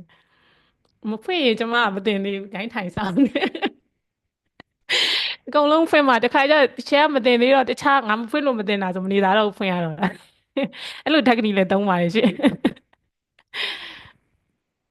ဒါပေမဲ့အများကြီးတော့မဟုတ်ပါဘူးတချို့မှုမကောင်းတာတော့အိမ်ကပြဿနာတက်နေအောင်ဆိုတော့ကျွန်မအဲ့လိုမျိုးဆိုတော့ကြိုပြောထားဒီလိုခြေနေလေးဒါမျိုးကနေတိုင်းတော့မရှိဘူးလေနော်အဲ့နေတိုင်းပိတ်ရင်တော့လေသူတို့ပြဿနာအဲ့တော့တချို့နောက်မှာဖြစ်နေရတဲ့ကိစ္စကြီးရှိတာပဲတော့၎င်းနည်းနည်းပေါ့နော်ခေချီနေရတော့၎င်းပေါ့နော်တခြားကိစ္စလေးတွေရှိရင်တော့ကျွန်မပိတ်ဖို့တော့ပိတ်ရင် request လုပ်ရင်လက်ခံပါတယ်ဒါပေမဲ့မဖြစ်မနေဖွင့်ရပါတယ်အဲ့လိုဖြစ်ဖို့လဲကိုကလည်းမပိတ်မိအောင်တော့နေရတာသိလားဟုတ်ကဲ့ lesson sequence teachers role တွေquestion form တွေသိရပါတယ် full scale plan lesson လေးလိုအပ်နေတော့ဆင်ပြေသွားပါတယ် CLI course ကိုပိုစိတ်ဝင်စားသွားပါတယ်ရှင် thank you ပါ teacher ရွှေစင်းခိုင်း CLI လေးကတော့လေတော်တော်ကောင်းတယ်ကျွန်မတော်တော်ကြိုက်တယ်အဲ့ဒီမှာ host to loss တို့ကလည်းတကယ်လေးလာလို့ကောင်းနေရှင်နောက်ထပ်တခြားအများကြီးပါပဲ learning strategies တွေလည်းအများကြီးပါတယ်ကျွန်မကြိုက်တဲ့ထက်မှာလေဟုတ်ကဲ့တခြားရောဘာပြောစရာရှိသေးလဲမသိဘူးเนาะ melon ကပြောချင်နေပြီ okay ညီမလေး okay ကင်မရာဓာတ်ပုံလေးရိုက်လိုက်ချင်လို့ပါရှင်ဒီချာ photo session လေးတစ်ချက်ကင်မရာဖွင့်ပေးလေးပြောလိုက်တာနဲ့တတိယသွားလို့ပါ okay ကင်မရာလေးဖွင့်လို့ရမယ်ဆိုရင်ဖွင့်ပေးပါအောင်ရှင်ဒီကနေ့အမှတ်တရလေးပေါ့နော်တချို့ဒီနေ့မှာဟာပဲယူလေးမြင်ရတော့ဟုတ်တယ်တချို့နည်းနည်းလေးတချို့မတရားလေးယူရင်းနဲ့ဒီကနေ့ရရှိသွားတဲ့အကြောင်းအရာလေးကျွန်တော်မျှဝေပေးခဲ့ရဆိုတော့နိတချို့ဟုတ်ကဲ့ပါ ဟုတ်ကဲ့ပါဟုတ် heart reaction လေးတူတူပြပြီးကျွန်မရိုက်လိုက်ပါမယ် heart reaction ဟုတ် okay 3 2 1 okay နောက်ထပ်ကျွန်မဆို2မျက်နှာနောက်ထပ်1မျက်နှာရိုက်လိုက်ပါအောင်ရှင်ဘာပဲမျက်နှာတွေမှာပါနေတယ်မသိတုံးထားလိုက်ပါအောင်တချို့ဟုတ်ကဲ့ပါဟုတ်ကျေးဇူးတင်ပါတယ်တချို့ရှင်ဟုတ်ဒီလိုဆိုရင်တချို့အားလုံးစောင့်မျှော်နေကြတဲ့ session လေးဖြစ်တယ်ပေါ့နော်ကျွန်မ lucky draw အစီအစဉ်လေးပါလိုက်ပါမယ်ရှင်ကျွန်တော်မိကွန်းလေးရှိရဆိုရင်တော့ချက်ပေါက်မှာတစ်ချက်ထားပေးထားပါအောင်ရှင်ဒီ lucky draw လေးပြီးသွားတဲ့အခါပြန်ပြီးတော့ကြည့်ပေးပါမယ်ကျွန်မစီကိုဒီ attendance form လေးဖြည့်ထား32ယောက်ရှိရပေါ့နော်အဲ့တော့အဲ့ဒီကနာမည်တွေကိုပဲယူပြီးတော့ကျွန်မဒီ lucky draw တွေကိုတစ်ချက်ပေါ့နော် spin wheel တွေကိုထည့်ထားလိုက်ပါတယ်အဲ့တော့အခုteacher တွေထဲကနေပြီးတော့ကျမတို့ဒီ attendance form ဖြည့်ထားတဲ့ teacher တွေထဲကနေပြီးတော့ကျမကsorry spin wheel လေးလဲမှာဖြစ်ပါတယ်မလေးစပါပြီလားလိုက်မယ်เนาะ teacher အဲ့ဒီမှာဆိုလို့ရှိရင်ကျမတို့ဒီတယောက်ပေါ့เนาะ teacher တယောက်ကဆိုလို့ရှိရင်တော့ရရှိမှာဖြစ်တယ်ပေါ့အဲ့တော့ကျမတို့ဒီမှာ teacher screen လေးမြင်လိုက်ရပြီလားရှင်ပြုံးဟုတ်ပြုံးဖြစ်ပါတယ်အဲ့တော့ခါကြတော့ကျမတို့ teacher ပြုံးဒီမှာရှိနေပါလားရှင် teacher ပြုံးရှိပါတယ် teacher ဟုတ်ကဲ့ပါ teacher congratulations ပါရှင် teacher ဟုတ်ကဲ့ဒီချက်ဝမ်းသာပါတယ် ဟုတ်ကဲ့ရှင်ဆိုရင်ဒီချက်ဖြစ်ထားရတဲ့ကနေပြီးတော့မှာပေါ့နော်ဒီချက်ဒီအခုကျမတို့မော်ဂျူကတော့9ခုရှိတယ်ဒီ9ခုတွေကမှဒီချက်ဒီချက်တရားချင်းနဲ့မော်ဂျူတစ်ခုကိုဒီနေ့ဒီခုပေါ့နော်အခုညမှာလေ Facebook page မှာပါပြီးတော့စမ်းသပ်ကြည့်ရပါတယ်ရှင်ဟုတ်ကဲ့ပါတစ်ချက်လောက်လေးမလန်ဟိုပြီးဒီချက်နည်းနည်းပြောကြလေးရှိသေးလို့နော်မလန်ပါတယ်တော်ကြလိသွားမှာဆိုလို့ဟုတ်ကဲ့ပါရှင်ဒီချက်ဟုတ်ကဲ့တချို့တို့ဆက်သွယ်ရမယ့်ကျမတို့ contact လေးတစ်ချက်လောက်တချို့တို့မျှဝေပေးလိုပါတယ်ဒါလေးကဆိုလို့ရှိရင်တော့ခုနကကျမsharing လုပ်ပေးသွားရပေါ့နော်50% off အစီအစဉ်လေးရှိရပေါ့နော်ဒီမှာဆိုလို့ရှိရင်တော့တချို့တို့အခုသင်တန်းကြီးတွေကတော့သူ့ရဲ့ module အလိုက်အသီးသီးရှိတယ်ဒီထဲမှာတချို့တို့အနေနဲ့ဒီနေ့ညနဲ့မနက်ဖြန်အထိပေါ့နော်လာရောက်အပ်နှံမယ်ဆိုလို့ရှိရင်တော့50ရာခိုင်နှုန်းသင်တန်းကြီးရဲ့တစ်ဝက်တက်တာကြီးရရှိမဲ့အခွင့်အရေးလေးရှိပါတယ်ဒါလေးကိုတော့ဒီရဲ့ Facebook Messenger ကိုဖြစ်စေကျမရဲ့ Telegram account ပေါ့နော် T ရဲ့ Melon 1ဆိုတဲ့ Telegram account ကိုဖြစ်စေဒီနေ့ကနေစပြီးတော့အခုချိန်ကနေစပြီးတော့မနက်ဖြန်ညအထိကျမတို့တွေကိုလာရောက်ပြီးတော့ဆက်သွယ်လို့ရပါတယ်ဒီလိုဆိုရင်တော့သင်တန်းကြီးတစ်ဝက်50% off ရရှိမှာဖြစ်ပါတယ်ရှင်နောက်တစ်ခုကတော့7000ကျပ် cashback ရရှိမဲ့အစီအစဉ်လေးပါဒါလေးကတော့ကျမတို့တွေရက်လေးကနည်းနည်းတိုးသွားမှာဖြစ်ပြီးတော့လာမယ့်3လပိုင်း20နဲ့1ရက်နေ့အထိဒီလိုရရှိမှာပါခုနကကျမဖော်ပြပေးထားတဲ့ဒီ Facebook Messenger ရဲ့ကျမရဲ့ Telegram account လေးကိုလည်းဆက်သွယ်လို့ရတယ်လို့မျိုးဖုန်းဆက်ပြီးတော့အသေးစိတ်မေးမြန်းခြင်းနဲ့ဆိုလို့ရှိရင်တော့ဖော်ပြပါဖုန်းနံပါတ်2ခုကိုဒီလိုချိန်မီပြီးဆက်သွယ်မေးမြန်းနိုင်ပါတယ်ရှင်ဟုတ်ကဲ့ပါဒါက teacher တို့အတွက်ပေါ့နော်တည်တံ့ပေးထားတဲ့ဒီကနေ့လာရောက်ပြီးတော့ join ကြတဲ့ဆရာဆရာမပေါင်းအယောက်35ယောက်အတွက်ပဲဖြစ်ပါတယ်ကျန်တဲ့ teacher တွေအတွက်မရှိဘူးပေါ့နော်အဲ့အတွက်ကြောင့်မလို့ဒီကနေ့တက်ရောက်တဲ့ဆရာဆရာမတွေအတွက်အထူးခွင့်ရေးဖြစ်ပါတယ်ရှင်ဒီနေ့ webinar မှာမတက်ရောက်ခဲ့ဘူးခုနကကျွန်မပြလိုက်တဲ့ attendance list နဲ့ကျွန်တော်တိုက်ပြီးတော့မှ teacher တို့စီကနေလက်ခံပါပေါ့နော်အဲ့တော့ကျွန်တော်တို့ early batch အစီအစဉ်တွေprogram တွေရှိတယ်ပြီးတော့ alumni တနန်းသားဟောင်းမို့လို့ကျမတို့ early batch မို့လို့ဆိုတာရှိဒါပေမဲ့အဲ့ဒါရင်းနဲ့မဆိုင်မင်းနဲ့ဒီကနေ့လာရောက်ပြီးတော့ webinar ကို join တဲ့ teacher တွေတည်တံ့ပေးတဲ့ကျမတို့ရဲ့လက်ဆောင်လေးဖြစ်ပါတယ်50%